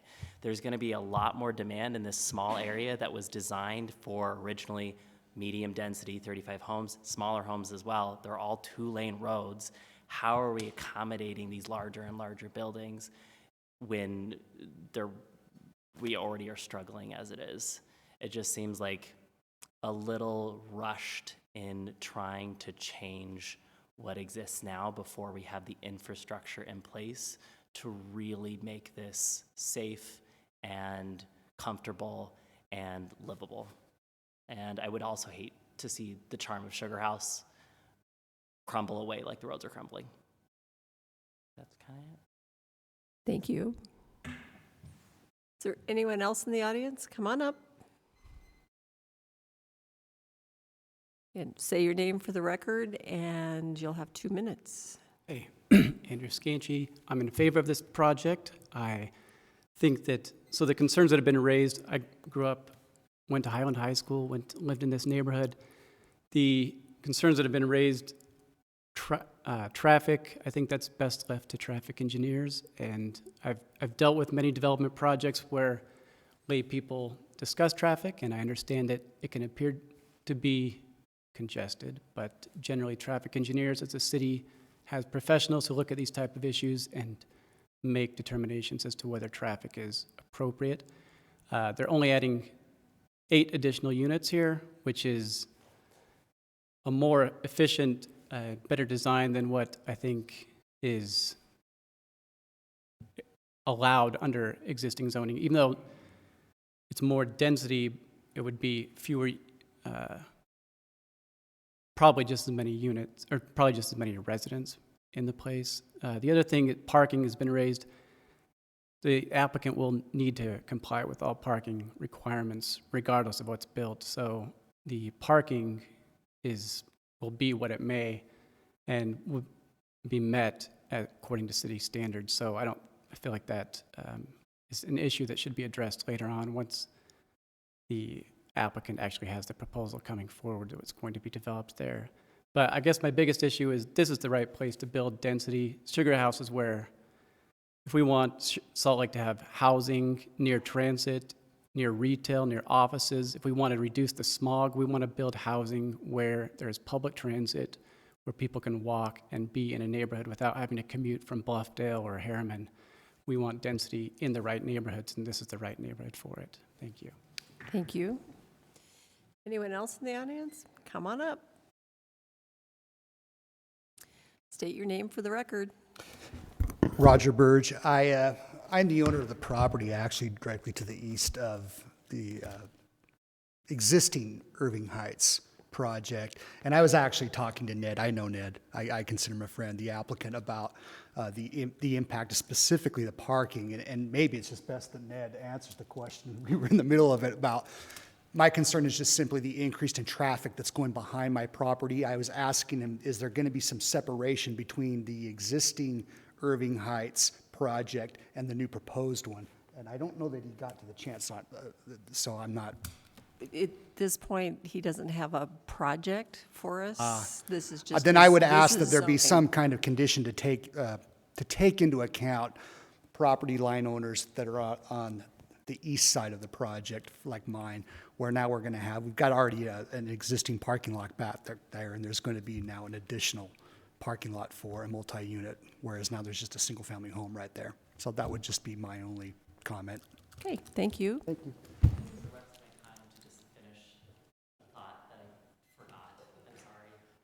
Kitty? Okay. Oh, okay. Get to the microphone, because A it has couple to of be on the things. record. They mentioned transit. We actually we don't have a Trax. I think we would love a Trax, but we don't. And so they're still going to be driving downtown. They're still going to be driving to work. It's unrealistic to say that this is an environmental benefit or that this is going to be effective transit-wise. And then two, maybe if they want to come to us more and talk with us about solutions to fixing the traffic, maybe we'd be amenable to it, talking about ways to reduce driving through that street, but we haven't done that yet, and I just feel like rushing to get this done is gonna cause a lot more problems now, rather than working with the community. I know they've done a lot, and I appreciate that, but a little bit more to be more smart about how they're doing this. Okay. Sorry. Are you Thank done? Are you done? Oh, okay. Is there anyone else who wishes to speak? I think we got everybody in the room now. Seeing no one, I'll close the public hearing on this, bring it back up to the commission. Do we want staff here? Okay, staff, please. Chris, do you want the applicant up here? Okay, would the applicant please come up? I know Amy has something she wants to share, so we'll let Amy take the floor. So, full disclosure to everyone, I live 3 doors down from this project. I've not participated in anything the community council did. I haven't spoken to any of my neighbors specifically to ensure that I did not have to recuse myself from this meeting. So, I've paid obviously special attention to it. So one of the questions I have for you, Chris, is, because just my head is spinning on a lot of things. What is the current density, if it was RMF 35, is 8 to 20, correct? That's correct. So that's what the future land use map recommends. That's for that zone. So it seems if you're doing 19, 18 units, you would meet the density for an RMF 35. Per acre. Oh, per acre. Right. Okay. So really the question to me, as I've been thinking about this for a long time, is what is the density, the proper density that this neighborhood can realistically absorb? I've lived there 22 years. There's only been 2 new developments in that time. One was Irving Schoolhouse, which is about 20 years old now. And the other one was the Sugar House Apartments, directly across that street by Jiffy Lube. The difference in the impact of those 2 I find interesting, because Irving Schoolhouse is much larger, but that came a long time ago before the reduced parking requirements. And off-street parking was ample. When Sugar House Apartments went in, they got a reduced parking requirement because of the proximity to transit, and off-street parking became virtually non-existent at night. So typically I will count about 5 spots open at night along all of 12th East and the upper part of Ramona where I live. So I'm also curious, Ned, and firstly I want to say, I want to just applaud you. You've been a great neighbor. Irving Heights has bought that apartment across the street. I have nothing but positive things to say about your relationship and how much you do care about the neighborhood. So I just want to put that out there to you, because you've been, your family has been a wonderful component to that neighborhood and keeping it upkept and whatnot. So when I came, I had to go home before the meeting for my dogs, and when I left at 5, there were 15 cars parked in your overflow parking.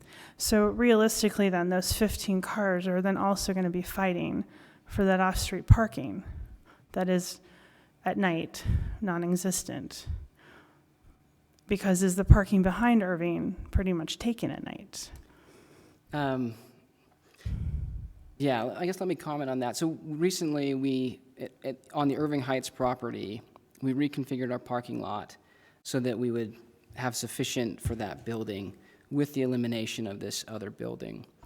On 1200, the parking lot that's on 1200 it's a rental. You rent a covered space there.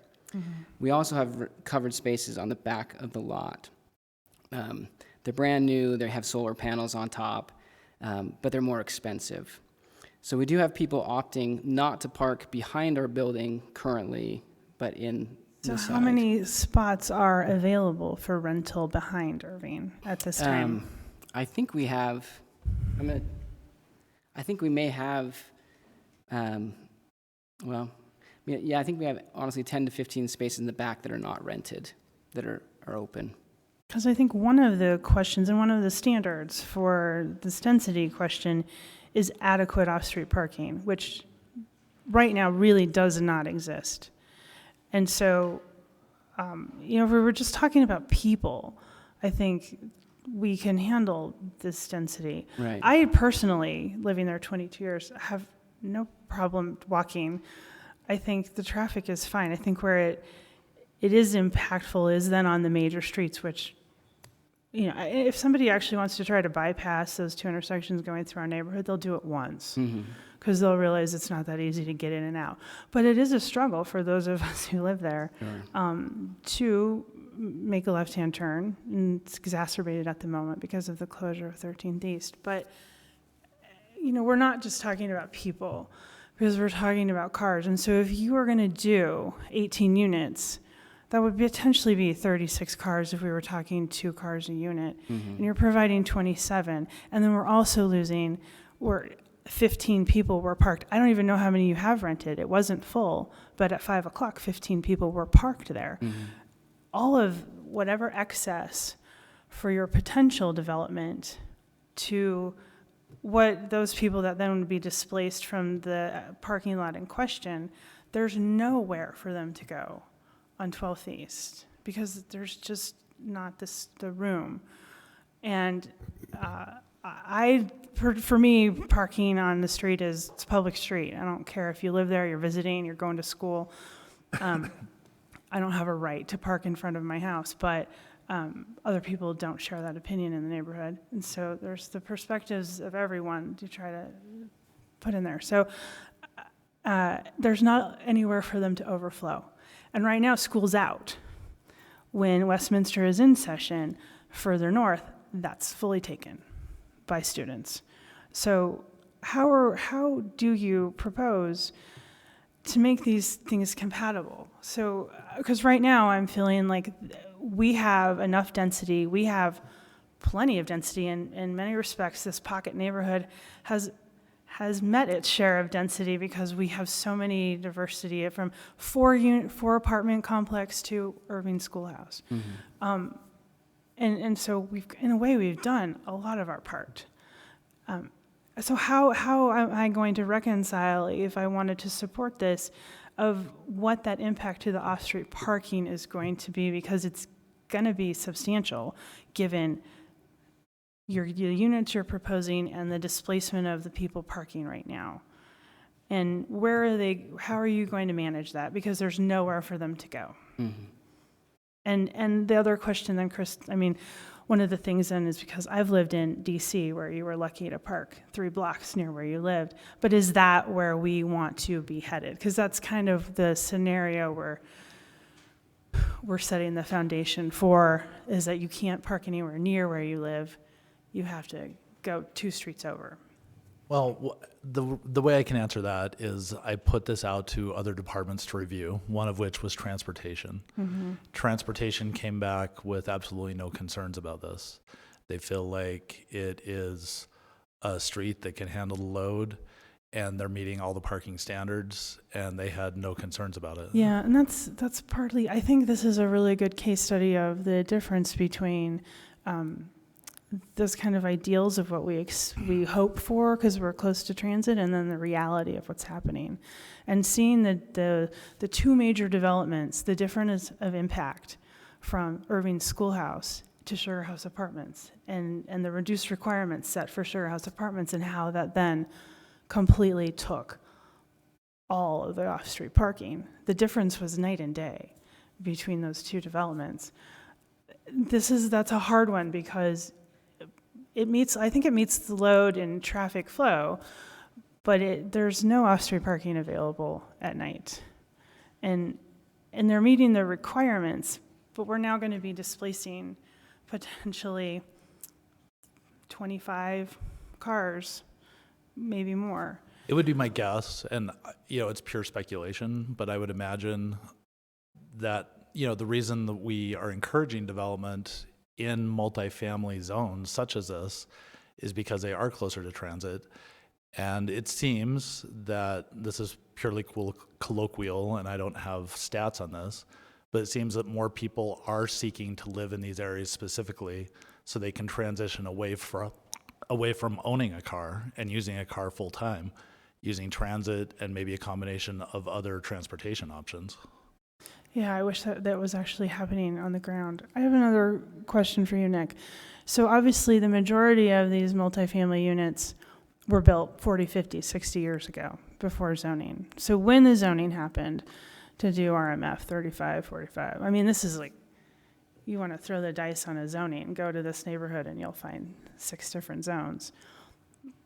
What was the rationale for creating that zone? Is it, we're going to create this zone because this is pretty much typical of what's already here on the ground versus any future use? Because that seems to be how some of that played out. Yeah, you're talking the RMF Right. zones in particular. So my understanding of it back in the mid-90s is that the RMF zones were created in response to what was seen at the time as density was bad for the city. So if you look at the history of the city, from 1960 to 1990, we lost more than 20% of our population. So we had 30,000 people move out of the city, and our population went from 190,000 to 160,000. One of the response that the city had at the time was, well, if people want to live in the suburbs, our zoning should match what people are looking for in the suburbs. And so we started to amend our zoning ordinance and basically come up with suburban standards. As a result, we have a long-standing expectation that that's what we should be as a city. Our master plans that we have done over the last 15 or 20 years have started to switch that and recognized that we need to change what we've been doing. We can't continue to grow in a manner that is auto-oriented for a number of reasons, which I think everyone in this room understands the impact it has on air quality, the lack of the cost to maintain even our existing right-of-ways with how big they are and how wide they are, and the inability to build new roads. I don't think that the city has any interest in coming through and, for example, widening 2100 South to add lanes and taking out properties. I don't think anyone really wants to see that happen. And so the result of all that is that something has to give. And we either need to recognize that there are certain areas of the city that can support more density because of what is there. Yes, it does mean that there's going to be increase in traffic, more competition for parking, and all of those things. All of those things do end up leading to supporting more transit. And I know that people don't really like to hear it, but when it's easy to drive a car, people are going to drive a car. When it's harder to drive a car, there's going to be less people driving. And that is what's happened in most cities, not just in the United States that have made changes, but that around the world. And that it's one of the natural progressions of cities is to have that competition for parking as we grow and develop, because we can't, particularly with our geologic conditions, we can't continue to grow out. So that's just going to be a sticking point, is I don't feel like we have currently adequate street parking to support that type of density. Because it's not just the density that you're proposing with what would be new, but also the cars that you're displacing who will still live in the area because they live at Irving Heights. And it was odd because I was walking down the street with my dog the same day I got the postcard in the mail for this project. And I was thinking, 12th East has really almost hit its capacity for density. And then I got this postcard. And so this is a question that's long been on my mind, and I don't know how to reconcile this, because I'm not necessarily opposed to bringing more people into my pocket neighborhood, but the parking is at capacity. And how do we rectify that? How do we reconcile this, and how do we make, because we're not just talking about yours. I'm also including who's getting displaced, and there's just not, at night, there's not parking for them. So what could you do?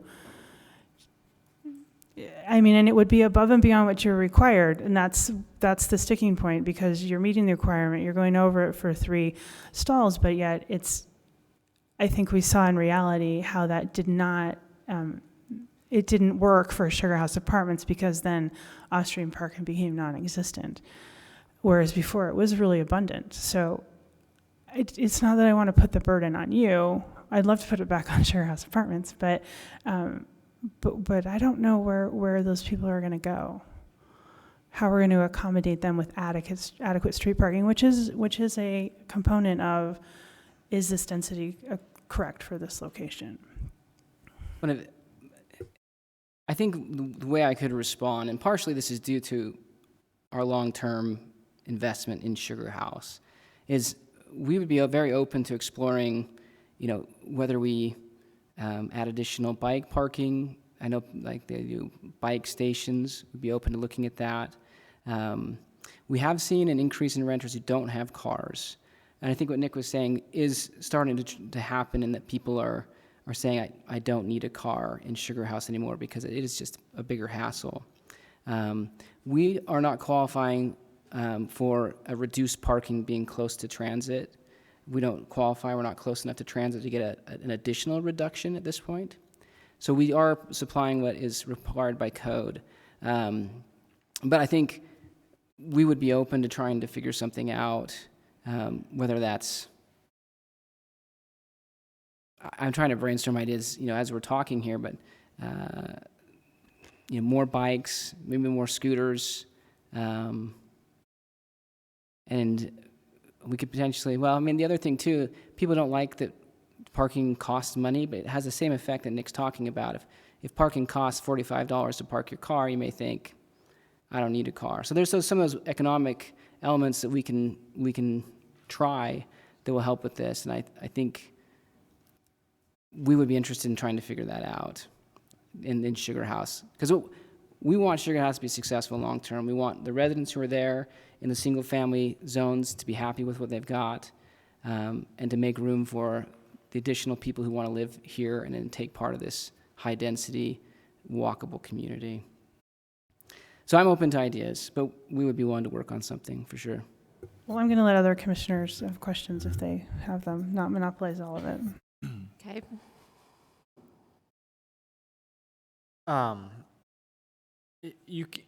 Is the upzone the only way you can get additional density in an RMF 35? Yes. There's no planned development or anything else that kind of fits or tool that you could use that would provide additional density? Doesn't increase density. Nope. And what about, so last meeting we had a big discussion about RMF 30, and we know that we're generally trying to upzone all of these zones. Yes. So RMF 35 is next, and then 45 is next. And I'm trying to look at this project without looking at considering their project, because it's really about the property, not about the proposal, right? And so with what's coming in RMF 35, is any of what this applicant addressing increasing density, or is that the plan when we redo RMF 35 in the coming months? Not in the, we're working on the RMF 30, which is a different district. That's when we discussed last meeting. Right. They We do plan longer term to look at the other RMF zones. But that's the only one that's currently under. But right now, we don't have the capacity, so we don't have a timeline on when we're going to get to those other zones. RMF 30 is the only one that you guys are currently looking at. It's not like a pipeline of things that are coming. Right, and it doesn't necessarily, it's not a significant change in density for multifamily. It is more of a change for the 30, but we don't know. You don't know what's in 35 for the yet. townhomes and duplexes and things like that. Well, you don't know what's in 35 or 45 yet. We don't know what that will entail. And there's no timeline on no or goal or anything when that's going to be redone. Okay, thanks. I have some concerns just about the planning analysis. If we take the statement that anything that's designated as medium-density residential but is zoned RMF 35 could technically be upzoned to RMF 45 per the plan. I guess I'm struggling with that because it's pretty clear in the plan that high-density residential is limited and should only be in specific areas within Sugar House.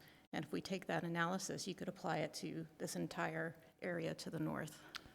Well, I'm simply saying that in that, it's speaking about medium-high density is how it's designated. Well, with that, it specifically says that the zones where you should have medium-high density residential in the master plan, 2 of those zones are included are RMF 35 and RMF 45. When it's talking about the one that's a step down from that, which is the medium density, it specifically mentions RMF 30 zone. So that's just something that was in the master plan, something to consider. I'm not saying that that's law or anything like that. No, I know, but by that would mean that the plan would need to be changed because the zoning doesn't match the plan, as opposed to saying that the plan should dictate what the zoning should be in the area. Right. Well, this is just one item. I went through and I looked at the other items that the master plan mentions, such as the existing development pattern, fitting in with the neighborhood, the proximity to transit, and being located on the periphery of the business district. For this specific parcel, it meets all of those. We're not looking at changing everything else on the future land use map. I was just simply calling that out based on the language that's in there. I guess I would be more comfortable if, I know his plan is not up for discussion, but if there was a development agreement tied to the zoning approval so that we knew that the height would be limited not to what's approved in RM 45, but would be limited to what he's agreed to.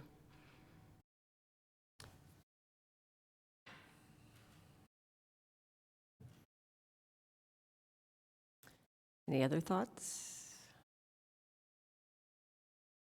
Yeah, that's my sense. Like, I think if I was in those houses in that neighborhood, I would have the expectation that there would be that zone wouldn't keep moving over. But, there's such a clear line on the map that's drawn and on the master plan coming off of that alleyway where it splits these two areas. Encroachment It's issue. such a clear I agree, spot. but the encroachment issue is a concern for me. That's why. If I were to live in that area, I'd have an expectation that there was a clear line that was drawn, that was the line that was made, and that was what. And it matches the land use plan and. And I have more Sugarhouse of a Method problem Plan. than the height than the actual density, and what the potential height would be. Yeah. Not.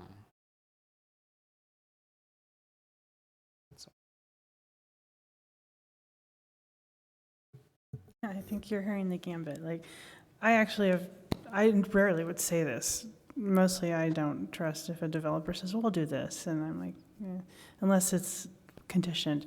But I feel like you're saying it would be 35 feet, and I feel like that's what it's going to be. I trust you on that. And I'm not concerned about the density in terms of people. I'm concerned about that overflow, inadequate street parking. And so you're hearing kind of multiple concerns, not necessarily related to like your specific proposal. So I still am not, I don't have all the solutions either.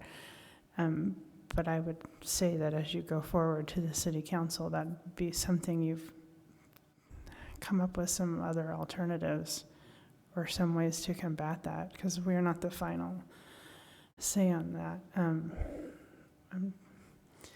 I don't come with the answers, I just come with the problems.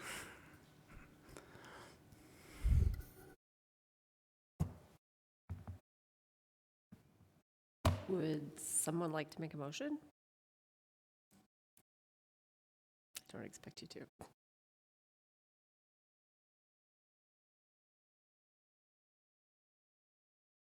There's no easy answer because the project isn't part of this. It's just the zoning, to consolidate that zoning. And we make a recommendation to the city council. So, But okay. they will have another public hearing. on Yeah, it. no, they will. So Chris, if,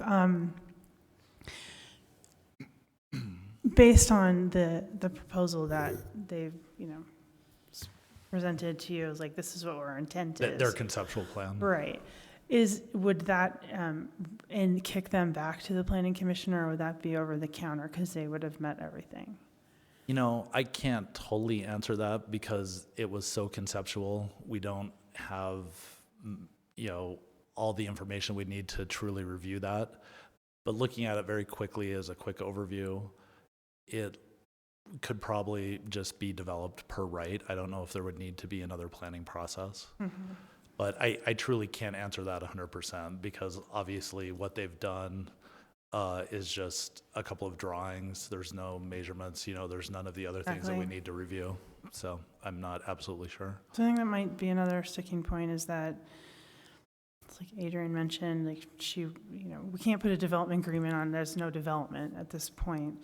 But if then the city council rezones this, and then there's no second look at it to try to make sure that happened, is another hesitation.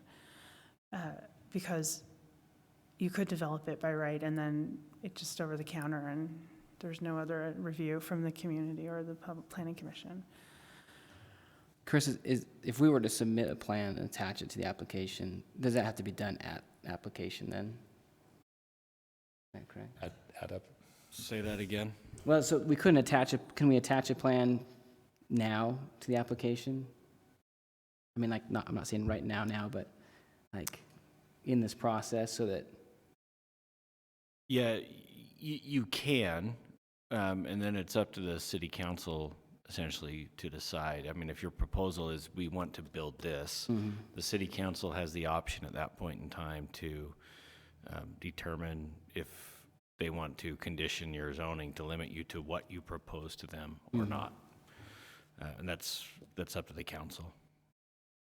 Could be conditioned to only allow 35 feet height, but allow the additional density without a stipulation of exactly this design. And that's also an option that the city council has, and they have done that on other projects.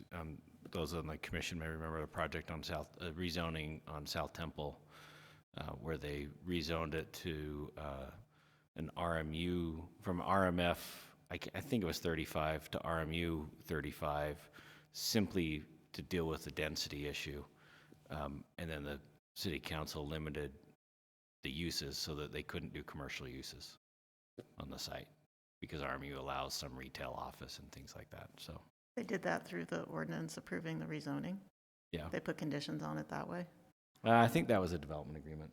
Development agreement, yeah. That's generally the council's preferred method for dealing with those. But we could make this recommendation with our own additional things we want them to look at. I'm more comfortable seeing something attached to it, to then, not because I question what you're saying, because I really do think Ned's gonna follow through with what he says, but then like my concerns, Matt's concerns, or Adrian's concerns can be a little bit more addressed, and then you only have to do it once. Mhm. Because there's always a fear in some of the projects that we come through here, is that, is it gonna end up being kind of what the vision that we've set is? And so when we recommend a rezone and there's the potential to do something else, Mhm. it's always this fear, like, well, it's out of our hands then, because they can come back and change it. And so I think I would be more comfortable if there were something attached to it that expressed more of your vision, that then we could really not be talking in these conceptual, like, I have an issue with this, what are you going to do about it? Mhm. You would have something to show, like, this is how we're addressing this, and we can talk about that. That's where I'm at. I don't know that I would feel comfortable forwarding any recommendation, but at this point I would probably be negative, just because there's all these outstanding things. Even with a additional condition that the what was it you said, limit the height to Yeah, because there's no 35 feet proposal, and- it's just the rezone at this point. There's, But I that think could, we that can- could be, that could be a recommended condition to the city council for their consideration. well, personally, because my biggest concern here is this inadequate off-street parking and how we're going to address that to have more density when we can't realistically accommodate it. So there's no condition, I think, that I can foresee to put on that Maybe not. for until the I would see a parking. proposal. And maybe he can address it in a new, like, substantial proposal, I don't know.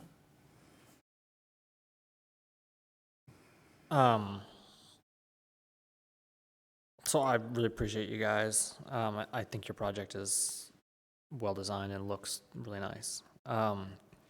Unfortunately, and this, again, and it's nothing to do with you. It's really not. I don't think that the proposal of changing the zone meets the master plan. I don't think that I probably disagree with staff on. I think there is a clear marker where there's intended to be a place where you have a downzoning as you move away from 21st South, going from more dense to 45 to 35. I probably think the master plan, again, is drawn so clearly. It should, does not necessarily mean it should be more dense in that sort of area. So, absent of your proposal, I am generally probably against this rezone. I'm willing to add a comment to, I'll make a motion here in a second unless someone wants to jump in before me, but I will make a comment to the city council that when they consider this, that they can discuss the development agreement or other options, and that maybe, and they can weigh that on their own. We're not the final decision-making body, but they can. But that the council can consider that. I don't think I need to see it come back here. So can I just, So- I just have a procedural question for Nick. Mhm. Can I interject that? So if we make a motion, whatever it be, to the city council, can the applicant say like, I want to modify it and not go through to the city council at that time and then change it and come back here? Or do they have to start all over? I think, I don't know, Paul, do you want to? I had a hard time following what you meant by change. Well, okay, so hypothetically, if we propose a negative recommendation to the city council and the applicant decides, well, hey, I do want to attach a plan to that maybe the planning commission could review and they would do a positive recommendation, can they? Well, they would attach it after a negative recommendation. No, right, and so I'm saying if we had a motion, so I'm thinking like we don't do a motion and we table it and give them the opportunity to attach a plan if they choose, but if we make a motion and we put some sort of recommendation to the city council, does it make it harder for the applicant procedurally than to say like, oh wait, I do want to put something and attach to this, and come back to the planning commission? Would they have to start all over, or could they, if we table it, would that be the better procedure? I guess what I'm getting at.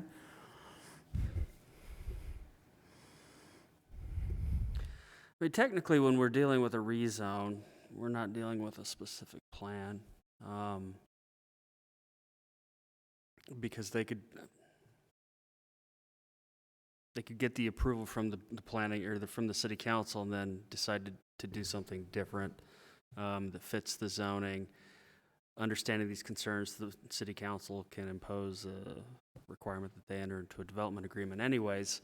I guess I'm still having a hard time following you about coming back to the planning Well, I commission. guess If we- because what I'm going to say is I feel like the tides here might be going to a negative recommendation. Right. But not that because... that doesn't kill the application. They can still move forward to the city I know, council. and I guess it's the applicant's decision if they feel like they want to have time to change that, or if you're okay with that moving forward, that's up to you. I just didn't want to create a more complex procedural future for the applicant if they wanted to do something different. I just didn't want to put together a recommendation and have a vote if they wanted to maybe do some changes. But They're not locked into a plan if they attach that to this application. Even at this level, they're not locked into it. They're not locked into it. Yeah. This is just the rezone. So I was just thinking if they didn't want to go through with getting a negative recommendation, if they wanted a positive one. That's all I was. Right. I just wanted to give the option. So based on some generally, comments. this is, I mean, obviously, this isn't unusual where there's the potential for a negative recommendation from the planning commission, and I haven't had this discussion with these applicants, but in other applicants, when they've asked about the likelihood of a negative recommendation, what it means, they often will say, if we came up with a plan, would that help? And my general response to them is, I think you're making your risk greater because you're investing more time and money into something that you have no guarantee is going to happen. And that would be my general advice to an applicant anyway. And to the planning commission, I would say that if you have concerns with the proposal, I think the prudent thing to do is if you have enough information, if you feel like you have enough information on the request, and you still have issues with it, would be to make a negative recommendation and list the reasons why. That way, the city council can look at those, and then they can decide if there's conditions that, if they go down the path of disagreeing with the planning commission's recommendations, they can look at that and decide if there's ways to make it work, because they are the decision makers. There was a time when the planning commission occasionally would recommend a development agreement on a rezone. The city council's made it fairly clear that they don't appreciate that. They want that to be their idea, which is fine. It puts them in a difficult spot when we recommend a development agreement and it's not something that they think is appropriate, and then, a lot of awkward stares in the room. So I think what Nick said about a negative recommendation works. We've had situations in the past where we had a tie on the vote and we just couldn't get there. And so it was a neutral recommendation. I don't know where this is going. I don't know that that's something I would necessarily recommend, but if you feel like you want to ask the applicant if they want to table this for something more specific, but I think I also want to find a way to make this successful, and with just the rezone on the table, it's hard for me to get there. That's really my reasoning. But the rezone doesn't guarantee that the plan is going to be executed in the way that they attach it. Right? So, Matt, you were going to make a motion? Let's Yeah, so see what we can do here. Based on the findings listed in the staff report, the information presented, and the input received, I move the planning commission forward a negative recommendation to the city council regarding the zoning map amendment at 1937 South, 1200 East, petition PLN PCM 2019-00183, to change the subject parcel from RMF 35 to 45. I think the concerns really were mainly based around whether or not there was additional height was appropriate on that parcel, given that the rest of the block kind of tries to slope, and whether or not additional density was appropriate given traffic, parking, and other sort of pressures, and that those two things did not necessarily meet the master plan as drawn when it talks about medium housing density. While it does appreciate staff I'll leave it at that. I'm not going to go further. A second to that? I'll second that. Thank you, Weston. Let's take a stab at this. Adrian? Yes. Matt? Yes.